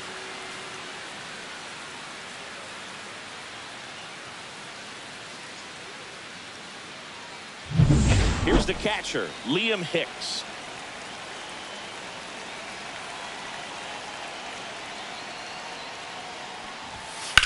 And a swing and a line drive at a right field. Stretches out and holds it in. Good piece of hitting right there. Nice hard line drive to the outfield. You're trying to get on base, represent that go-ahead run. Can't hang your head on that at all. And now the first baseman, Davison De Los Santos. Late with the swing there. It's had a tough day at the plate. 3 strikeouts already. It's hard not to think negative, but you got to find a way to some. A swing and a miss. That retires the side, and that'll do it. But this clutch home run gets us even again. And we've got a good one. Tied at 9-9. All set to start the 9th in this one. Here's the third baseman, Mark Vientos.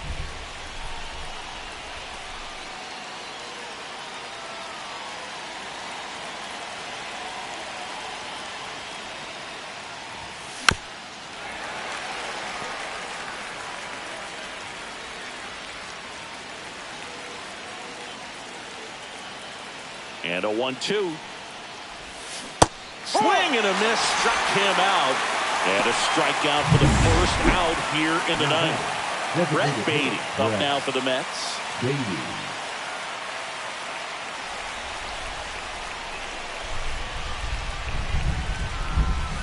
Swing and a miss. There's that changeup. He's gone off speed. He needs to elevate here with 2 strikes out of the zone. Knocks that one away, and we'll do it again. He's mixing his pitches really well. Late on that fastball after seeing the changeup. See if he can elevate one. I think if he does, he'll get the swing and miss.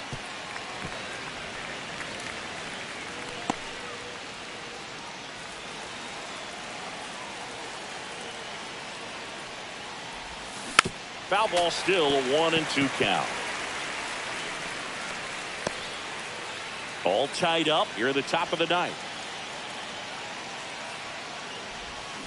Fans another, and that's 3 straight strikeouts. The left fielder, number 9. So up next for New York, Brandon Nimmo.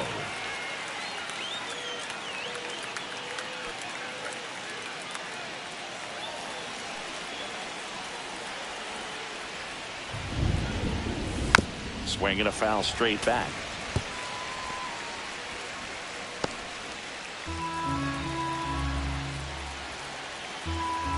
Two down, nobody on.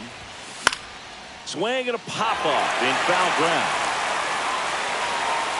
Norby pulls it down and he makes the catch. And that is that. 3 up, 3 down that time. And 9-1-2 scheduled to lead off the bottom of the ninth. And we are tied 9-9.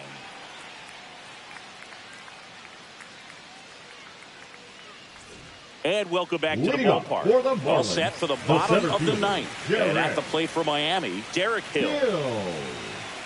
Trying to keep good speed off the bases.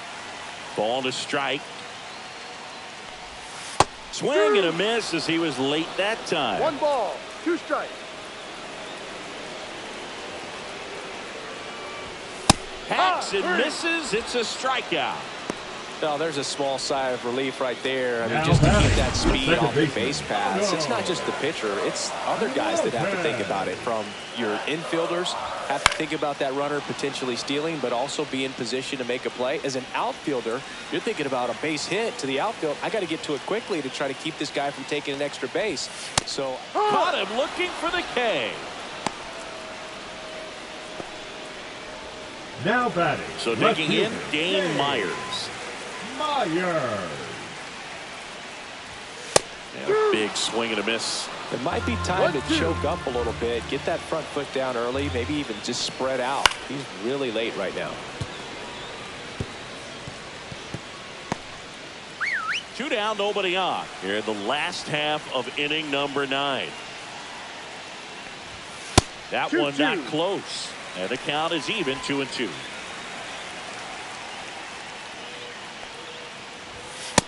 Full count.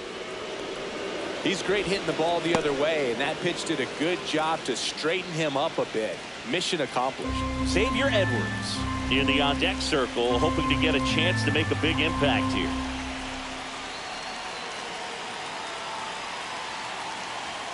Trying to send this to extra innings. Swing and a miss, struck him out. That's the 3rd out, and we're headed to extras. The Marlins down quietly, and this remains a 9-9 ball game.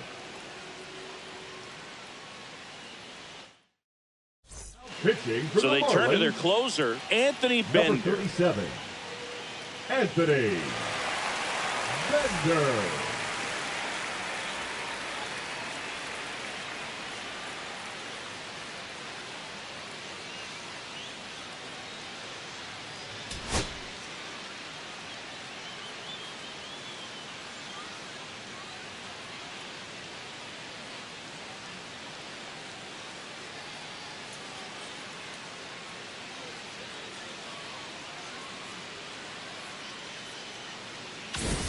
Back here in Miami, here's the center fielder, Tyrone Taylor. And at second, runner takes off for third. Fouled off again, and it remains 3-2.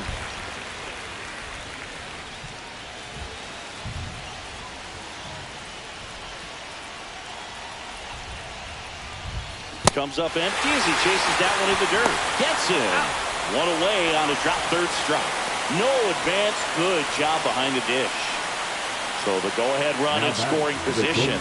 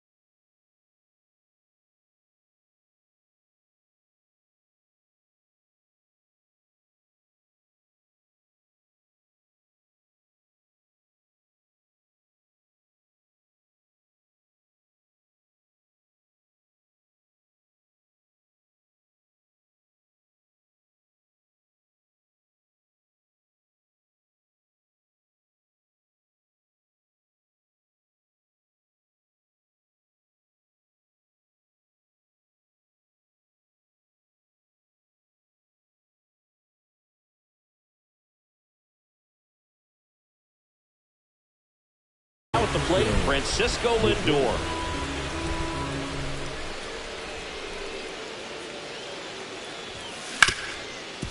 Ripped to short. Tosses to first. He's out. Lindor retired. Pete Alonso up now for the Mets. Now batting. Well, look out here.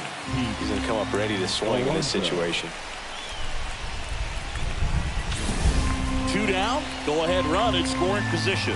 Really been able to slow down the game tonight with his at-bats, and the biggest one he's had so far, he doesn't look anxious at all.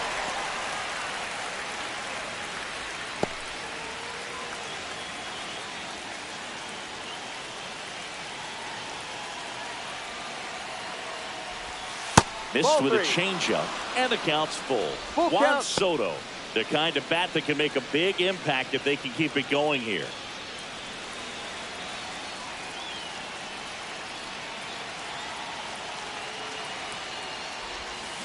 Rips one to right. And it stays fair. In comes the run from second. Safe. And that's his third hit. Well, he delivers in a huge spot right there. Well, he's so dialed in, I don't think he even realizes how much pressure. Intentional walk here with 2 out. They set up a force at any base to end the inning. Luis Torrens up now for the Mets.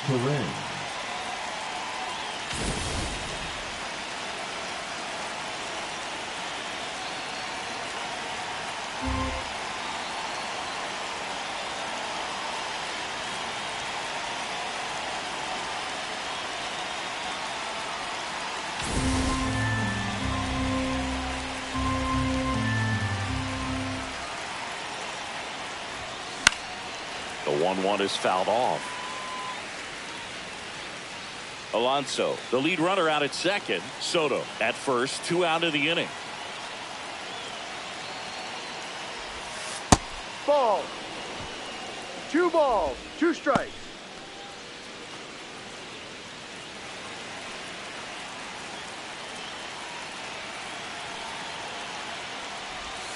Strike 3. Got him looking on the changeup. One for the Mets here on the RBI double. And the back. We're in extras here, and the batter will be the shortstop, Xavier Edwards.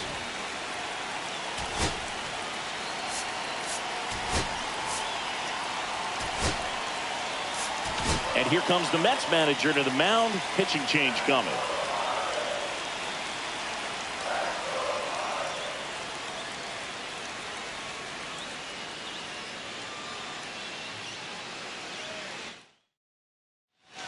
Edwin Diaz on to try and close it out.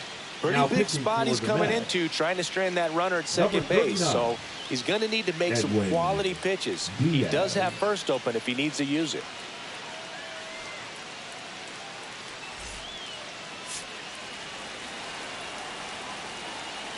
So the tying run at second. Slice the other way and foul.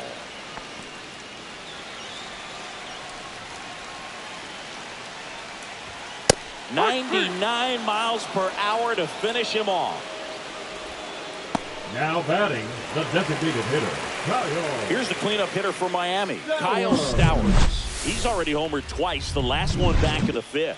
It seems like he can't miss right now, seeing the baseball as well as anyone on the field. Now, I know the odds are against him, but who's going to bet against this guy right now?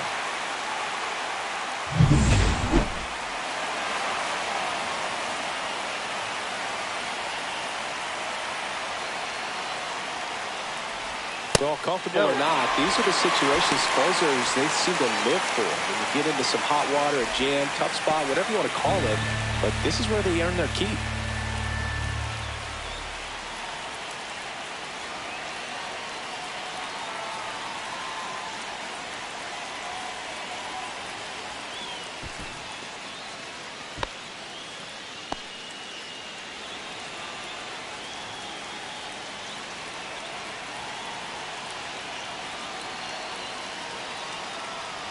And ball 4, 2 aboard.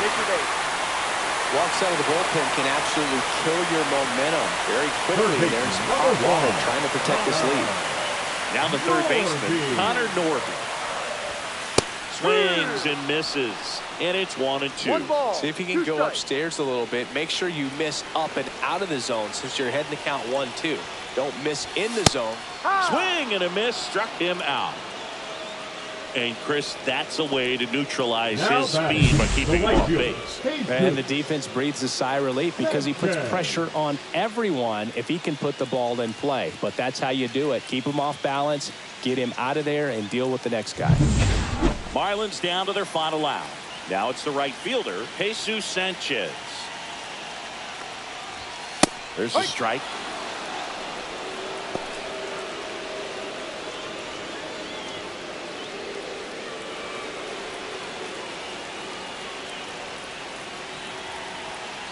Diaz is just 1 strike away. Fouls that off to the left and will do it again. 2 outs, tying and winning runs on base. And the home team trying to pull it out. Got him, and that's the ball game. When you win 5 in a row, the confidence just goes to another level, and you start to gain this momentum, and you think that you're never going to lose a game again because things are clicking up and down the lineup. Pitchers are pitching. The team is making the plays defensively. This is the kind of feeling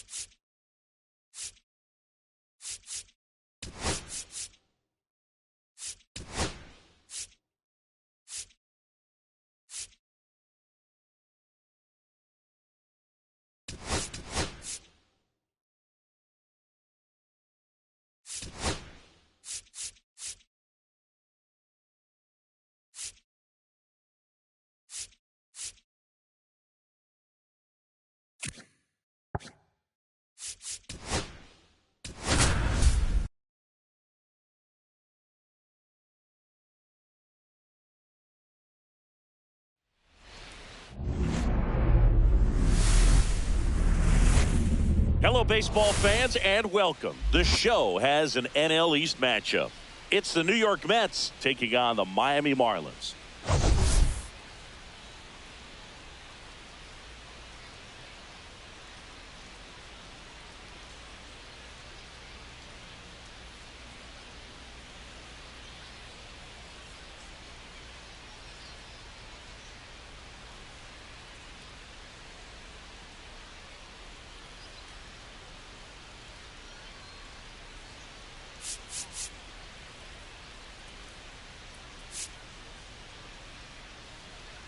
Today's focus is on a bullpen that's been tremendous recently. From the setup arms to the closers, this group literally changes outcomes of games, Singy. It's been incredible to watch, Boog. And once the starters hand over the ball, it's been practically game over for the opposition. That bullpen will likely play a major role in this one today, too. And we'll be back with the first pitch right after this.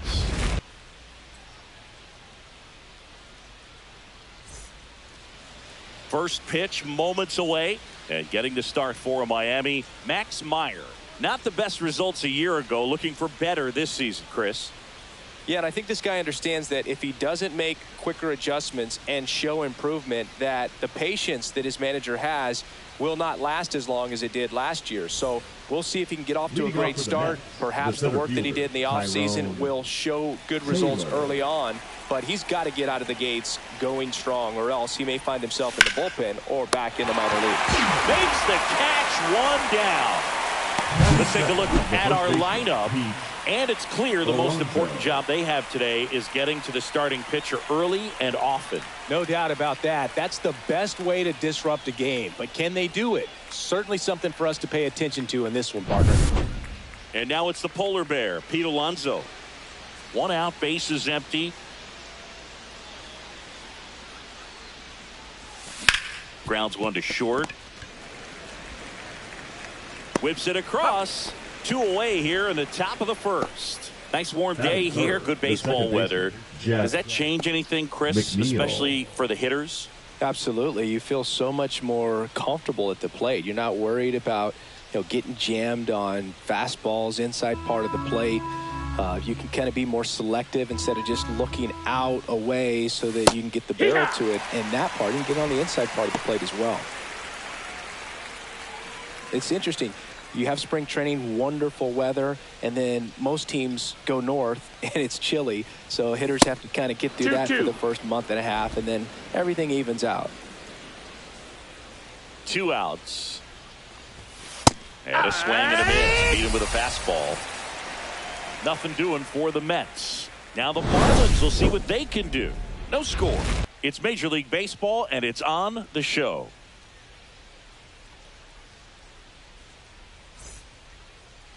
Back here with my pal Singy. Starting on the mound in this one, Kodai Senga. What do we have on him? Anytime you have 5 pitches to work with on the mound, that repertoire can be a real weapon in terms of keeping hitters off balance, man. It's one of those things that I'm going to be looking for in this one. Does he have a feel for all of those pitches, or is he just able to get 1 or 2 over in the strike zone where he wants? Now, it's tough to do to be able to command all those pitches, but if he can, he is going to be very tough for the opponent today. Off the mark there, and the count 2-1. Swings and chases a low one there. Well, and those hitters count sometimes can be a little too aggressive, and a good pitcher will play off of that. He's got to get a better pitch to hit.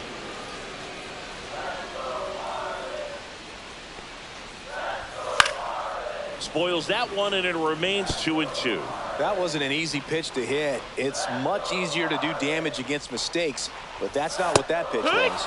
Couldn't catch up to the heater. Batting second, the left fielder. And up next for Miami, Dane Myers. And that one fouled off.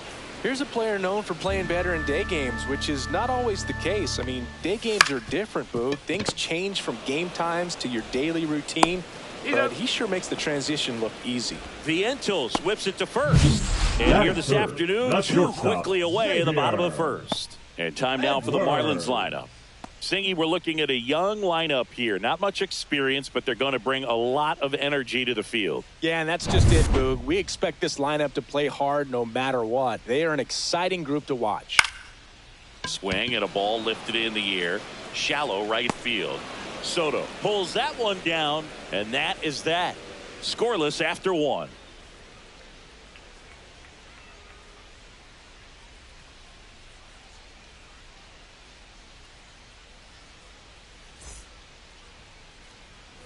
New inning getting started, and now it's Frankie Lindor. Maybe not an elite level switch hitter, but still a guy. Some contact and just success as a hitter for both sides of the plate.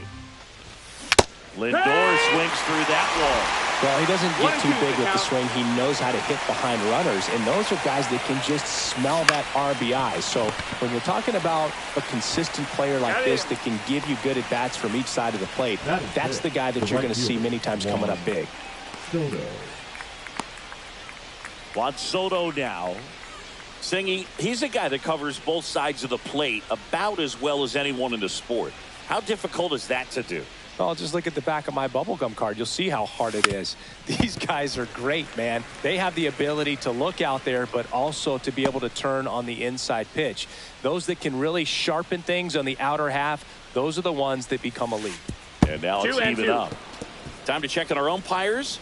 Earl Hendricks calling balls and strikes. Yeah, well-liked umpire, Boog. Pretty consistent with his zone, so if you're familiar with him and how he works, you won't get too surprised by anything. Sometimes he'll give a little bit off the corner, but nothing too crazy at all.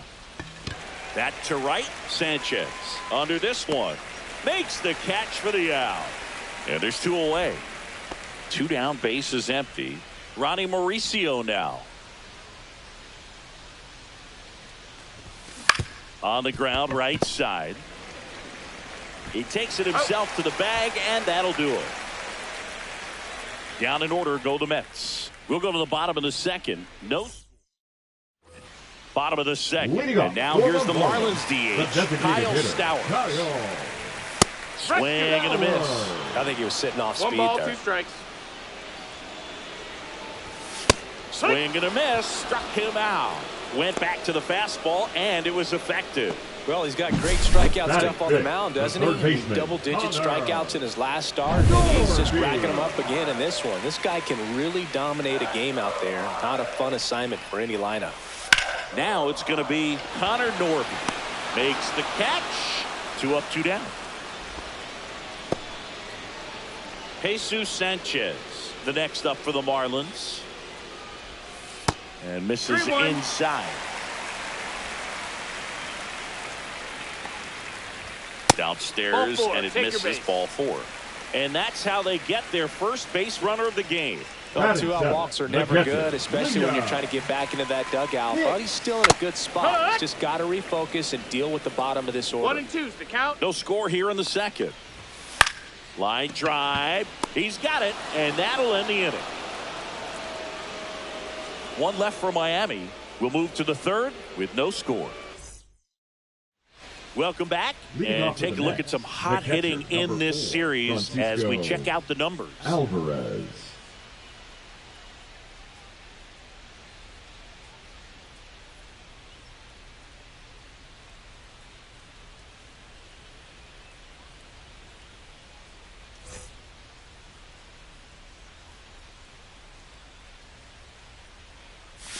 Swing and a miss.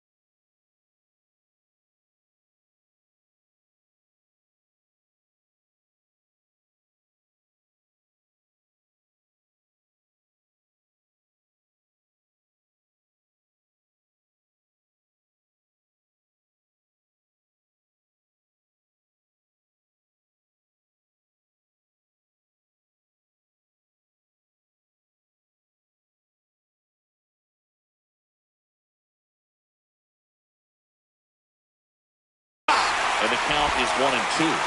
1-2. Swings and misses. It's a strikeout.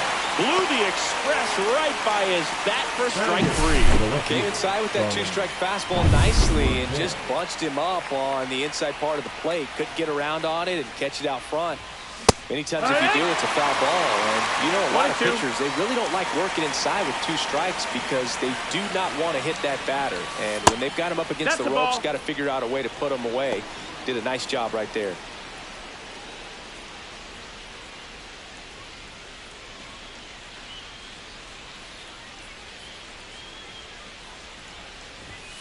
Strike 3, and that's 2 in a row.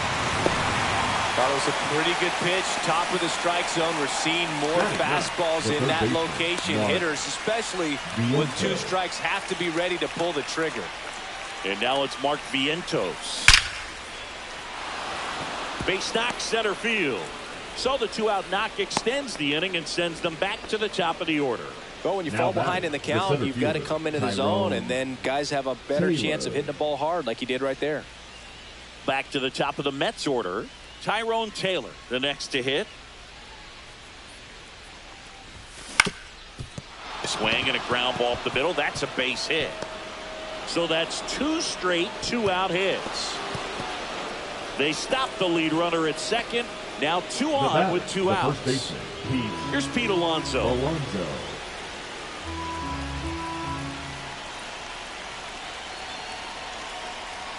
The 1-1. In the dirt, but kept close. 1-2 is the count. No movement on the bases. 1-2 the count.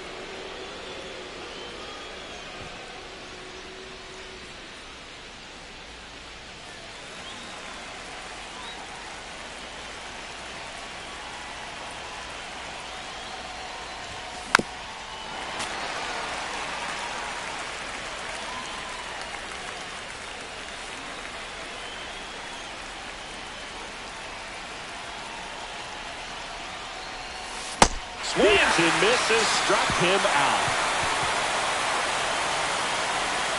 Sometimes he wears the emotion on the sleeve, but that's okay as long as he's getting results. And right there, thrilled with the punch out to get out of a jam.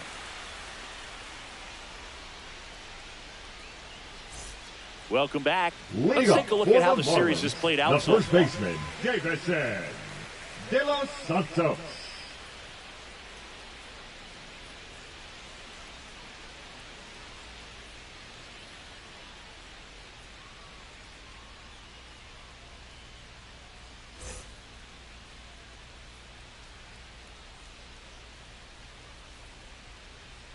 Swing and a miss as he was late. 1-2 is the count.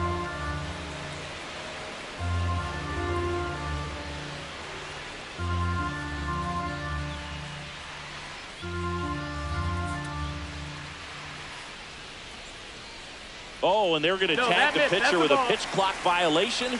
That's an automatic ball. The pitcher must begin his motion before the pitch timer runs out. We're looking for a little more urgency out there. That one way outside, and that's ball 3. Cuts and misses. It's a strikeout. He came out of his mechanics there. Typically likes to shoot the ball the other way, but that time a little anxious. Hill.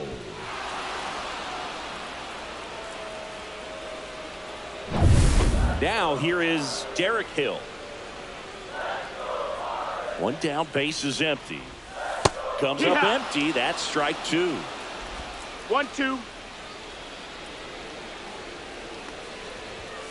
Swing and a miss. Struck him out. He's notched 4 strikeouts now. And Chris, that's a way to neutralize his speed by keeping him off base. And the defense breathes a sigh of relief because he puts pressure on everyone if he can put the ball in play. But that's how you do it. Keep him off balance, get him out of there, and deal with the next guy. Now it's the Marlins leadoff hitter, Otto Lopez.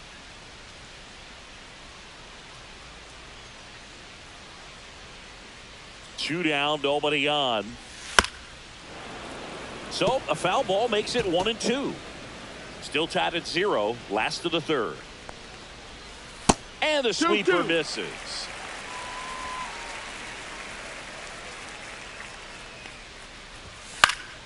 fouled off, and they'll do it again. I wouldn't throw him another breaking ball. Try to go again with the fastball, slightly elevated. He just is having a hard time catching up.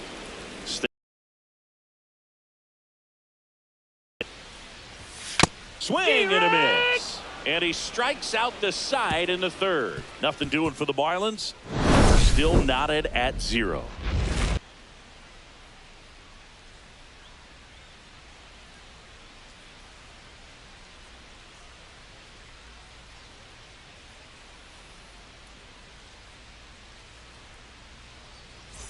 Back here at the ballpark, let's check out the latest news from around the league. Jeff McNeil.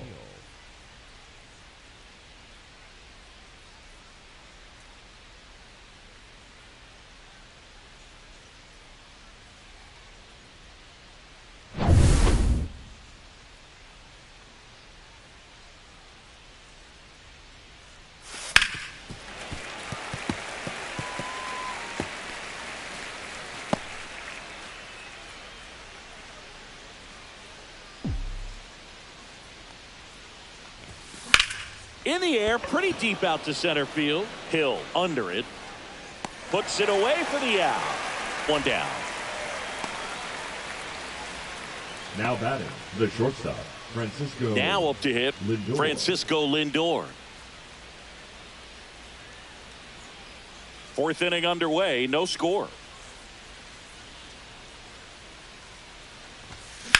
Swing and a ball hit out towards left center field. Hill makes the catch, and there's 2 down. Now batting, the right fielder, And now it's Juan Soto. He's a guy who does it all. With the lack of contact in today's game, this guy hits for contact, so he delivers average, but there's on-base slugging too. And that's down and away. Early in the count, you have to be real careful because of that power. But then if this hitter gets a strike or two on him, he's still very comfortable. And because he has the ability to get the barrel to the baseball, he's a threat deep into the count as well. 2 out, space is empty. Ground ball right side, Lopez. And he has thrown 4 shutout innings. So they make short work of him there. And midway in the 4th, no score. Back here at Lone Depot Park. Bottom 4, now the number 2 hitter, Dane Myers. Swings through that one for strike 2. 1 ball, 2 strikes.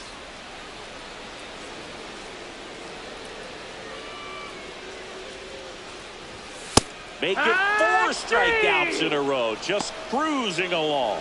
With that kind of velocity and elevated fastball, even if it's still in the strike zone, can be tough for hitters to get on top of. Edwards. So up next, Xavier Edwards. That's a ball. 2-1.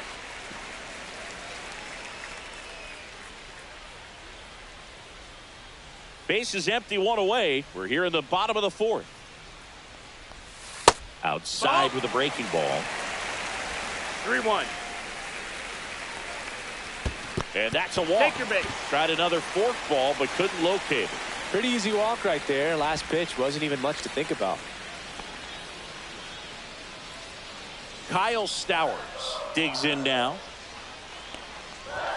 And now the count is full. And another power hitter lurking in the on-deck circle. Runner takes off. Fouls it back with 2 strikes.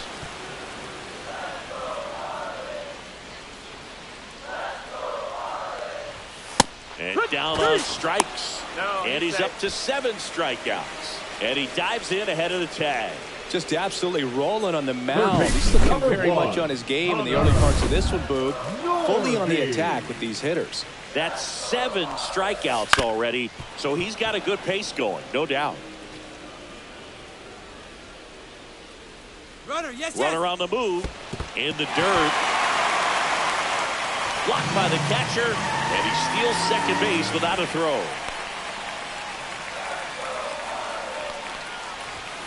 Swing and a miss. Got him to go up the ladder for the K. Marlins leave one, and we are still scoreless.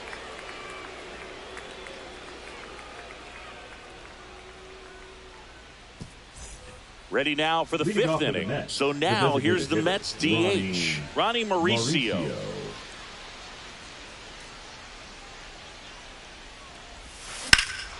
There's a swing and a drive. Myers going back on this one. Pulls it in on the warning track. Outstanding catch right there, and I love the commitment that he showed. He knew that the wall was close, but was determined to make that catch, and a nice calculation of just how much room he had to try to minimize that contact.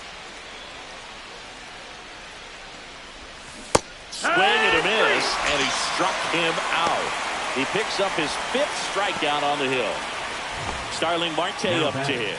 Left fielder, Starling Marte.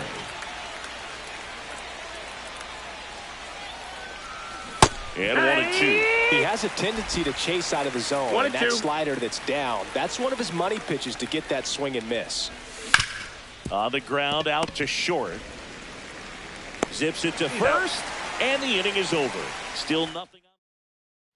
And we're back. John Sciambi with my buddy Chris Singleton, and set to get us started. Bottom 5, Jesus Sanchez.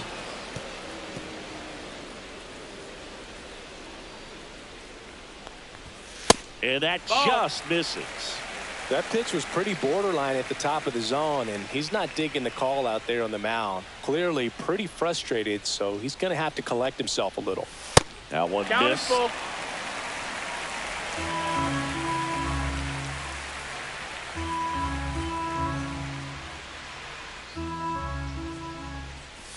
It's a leadoff walk, and that's the go-ahead run. Well, a breaking ball in that 3-2 count kind of tells you that that's the pitch he has the most confidence in right now. Just couldn't find the strike zone. And here is Liam Hicks. Next offering is in for a strike. With 2 strikes, may see some movement over there at first base. Blows the high heat past him. That's a strikeout. And here's the first baseman, Davison De Los Santos. The Marlins yet to pick up a hit here.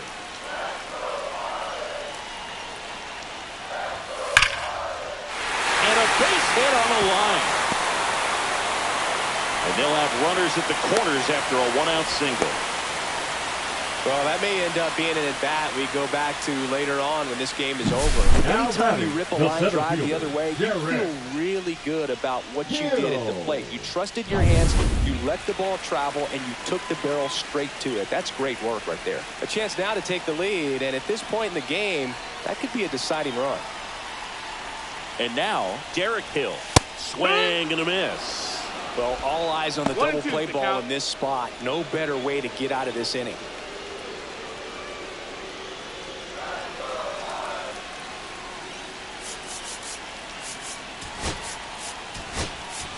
Now into the ball game on defense, Luis Torrens. Now he takes over behind the plate. Number 13, Luis Torrens.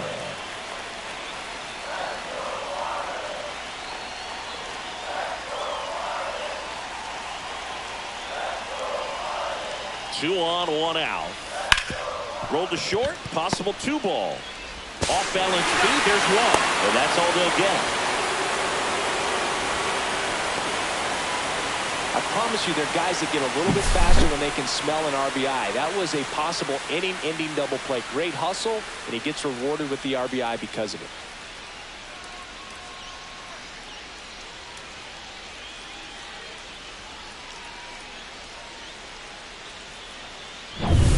And now for the Marlins, Otto Lopez. I love this part of the game. Does he really want to try and steal second against this catcher? I know he's fast, but it's pretty risky.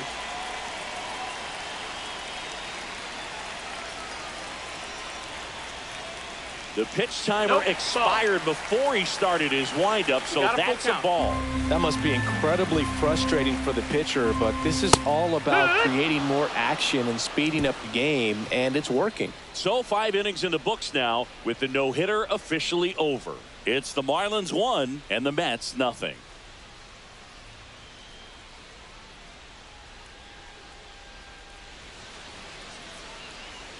Welcome back.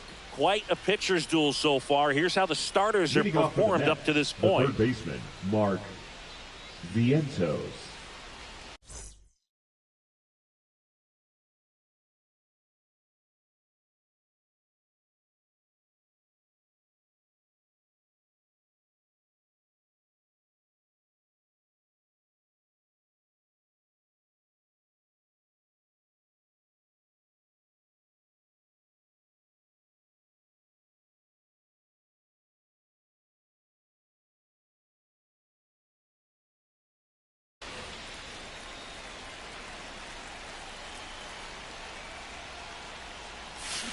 To the right side, Lopez throws to first in time, and that's one out as they get the leadoff hitter in the sixth.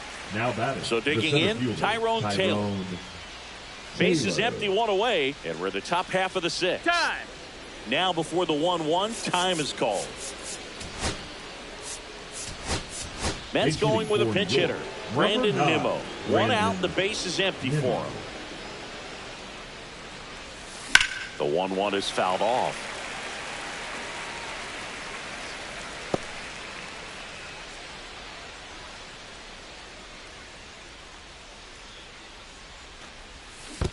Chases the changeup in the dirt.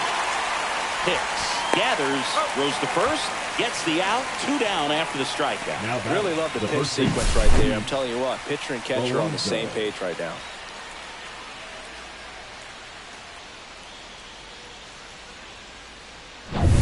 Stepping in, the long ball threat, Pete Alonso.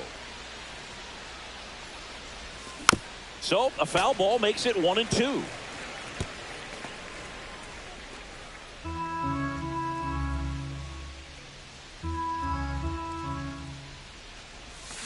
Swings through that, and it's a strikeout. And it's a 3-up, 3-down inning.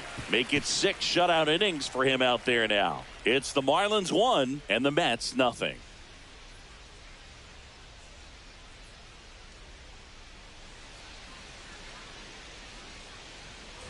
Ready to go for the last half of the inning. Digging in, Dane Myers.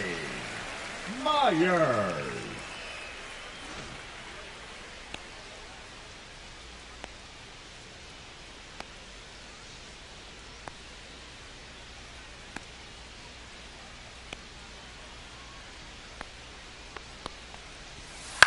Swing and a high fly ball left field. Marte going after it. 1 up, 1 down. Just pulled off of it a little bit right there. That front shoulder coming open instead of staying closed. If he does that, he's going to be able to go up the middle the other way with some authority instead of a fly out to left. Swing and a miss, and that's strike 2. He's pitching well, but not throwing a ton of first pitch strikes. Usually doesn't work out for success, but you can never predict baseball. Swings through that one. It's a strikeout. Well, that's always the key to effective pitching, is getting ahead in the count. And as a pitcher, it really allows you to start expanding the zone. Hitters become defensive, and all of a sudden that plate starts to get really wide. And what happened? Oh, that's a strikeout, and that'll do it for the inning. And 1-2-3 go the Marlins, but they lead it 1-0.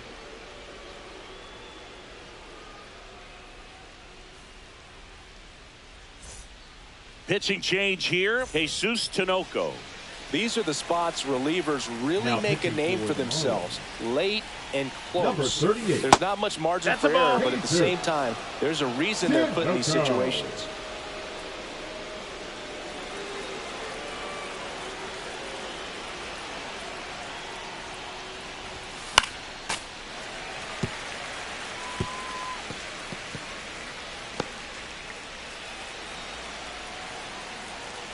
Looking to get the tying run on base. High fly ball out to center field. Hill. And there's 1 down.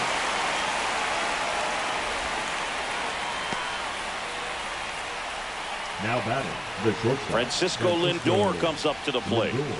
A lot of times you're looking for a guy to get that tying run on base, but because of the power, you want him to tie up the game with 1 swing here. The shortstop takes the ball. Now you get to this part of the order, Yeah, there's some pop there, but more likely there's some base hits. So very important to be patient. Let the pitcher walk you, if he will.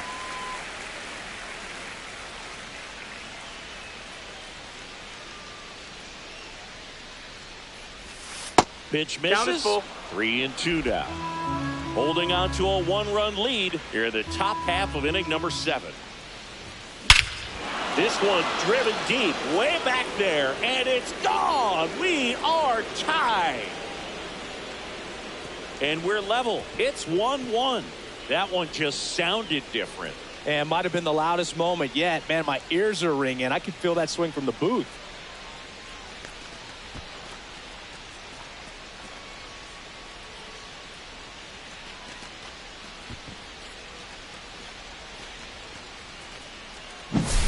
Knew what pitch he wanted to hit, spit on some other pitches in this at bat, was very patient, and it paid off.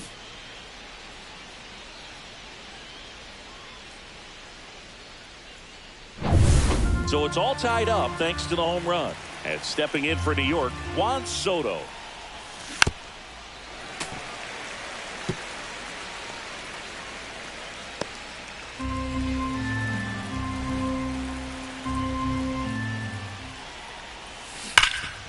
Right side, hard hit. And he handles it himself for the out. The batter, number 10, designated hitter, Ronnie Mauricio. And now the Mets DH, Ronnie Mauricio.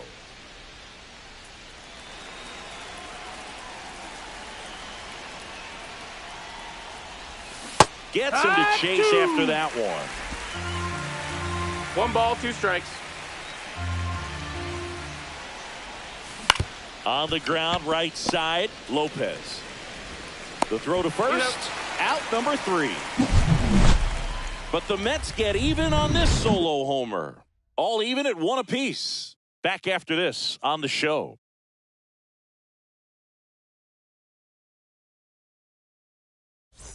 Welcome back. Taking a look at our game summary. The third baseman. Here's a 1-1. And there's a ball. You know, these Marlins showing great discipline at the plate, and patience definitely seems to be the name of their game in this one. Feels like almost every at bat has gone full. They've worked a full count 6 different times, and that's the main reason his pitch count is so high right now.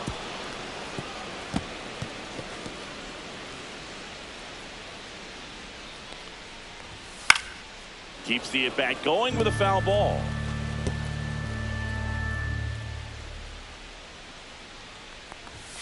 Next pitch is outside. You got to look out.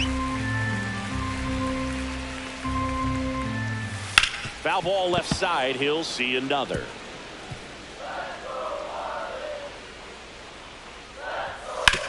On the ground to third. Fair ball.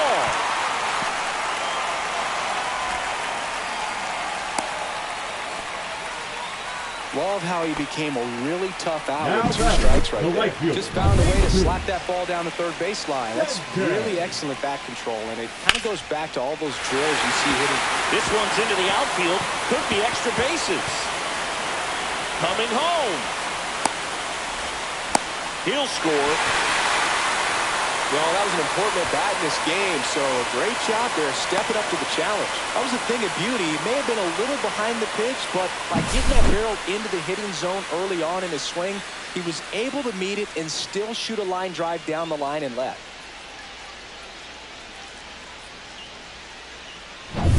Liam Hicks, the next up for the Marlins. Man at second. Yeah, that's fouled off.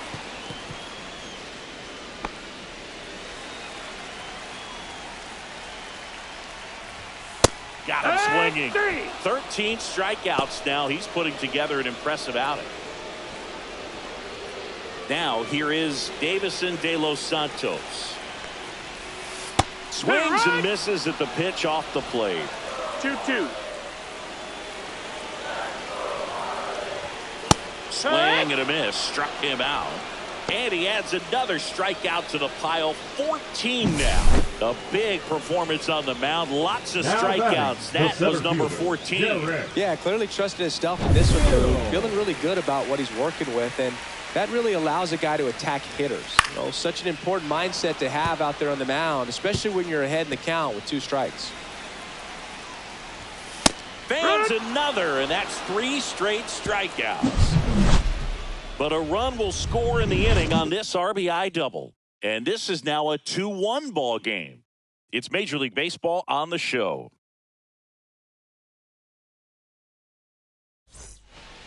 Welcome back, and a new arm on the mound to start the 8th. Ronnie Enriquez. Well, the best relievers love the opportunity to come in and protect a tight lead late in the ball game.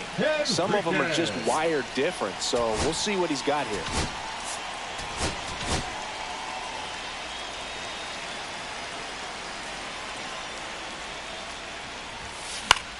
On the ground, right side. He'll do it himself. Leadoff man is out here in the 8th. That's why you hug the lines on the corners late in the ball game like this, positioned perfectly. Here's a 1-1. Swing and a high fly ball down the right field line. No trouble here, puts it away for the out. And a couple of quick outs. The third baseman, Mark Vientos. And next for the Mets, Mark Vientos.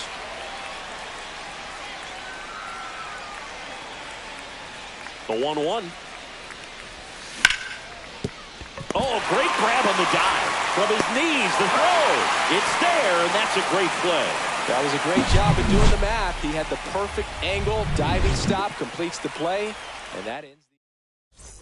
Back here in Miami, ready for the bottom of the 8th. Now it's the second baseman, Otto Lopez. Right side. Nice grab on the run. And there's one away. Now batting.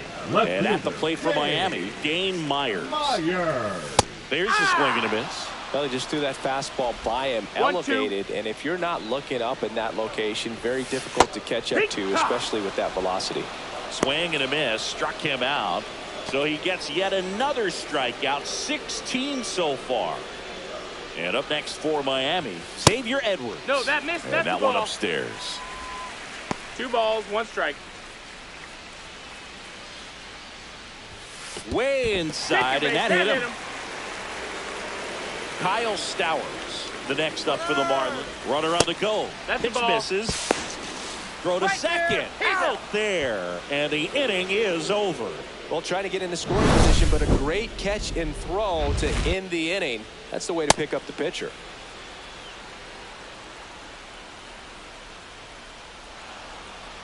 Now pitching for. We're back, and on the mound is the closer, Anthony Bender. A chance at his first save of the year. Bender.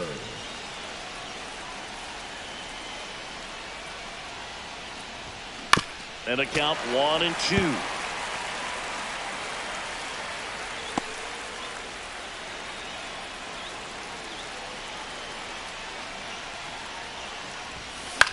Swing and a high fly ball left field.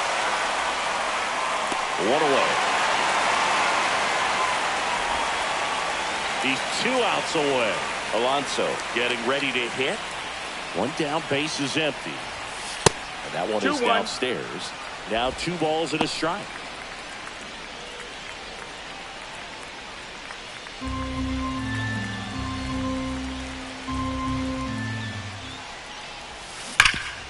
Hot shot to third. Sends it across to first, and that takes care of Alonso. That's a huge defensive play in the late stages of the game. It might not be the most challenging we've seen today, but it needed to be made. That's helping your team. So it's their last chance in this one. Here's the second baseman, Jeff McNeil. Check swing, called strike. 1-2.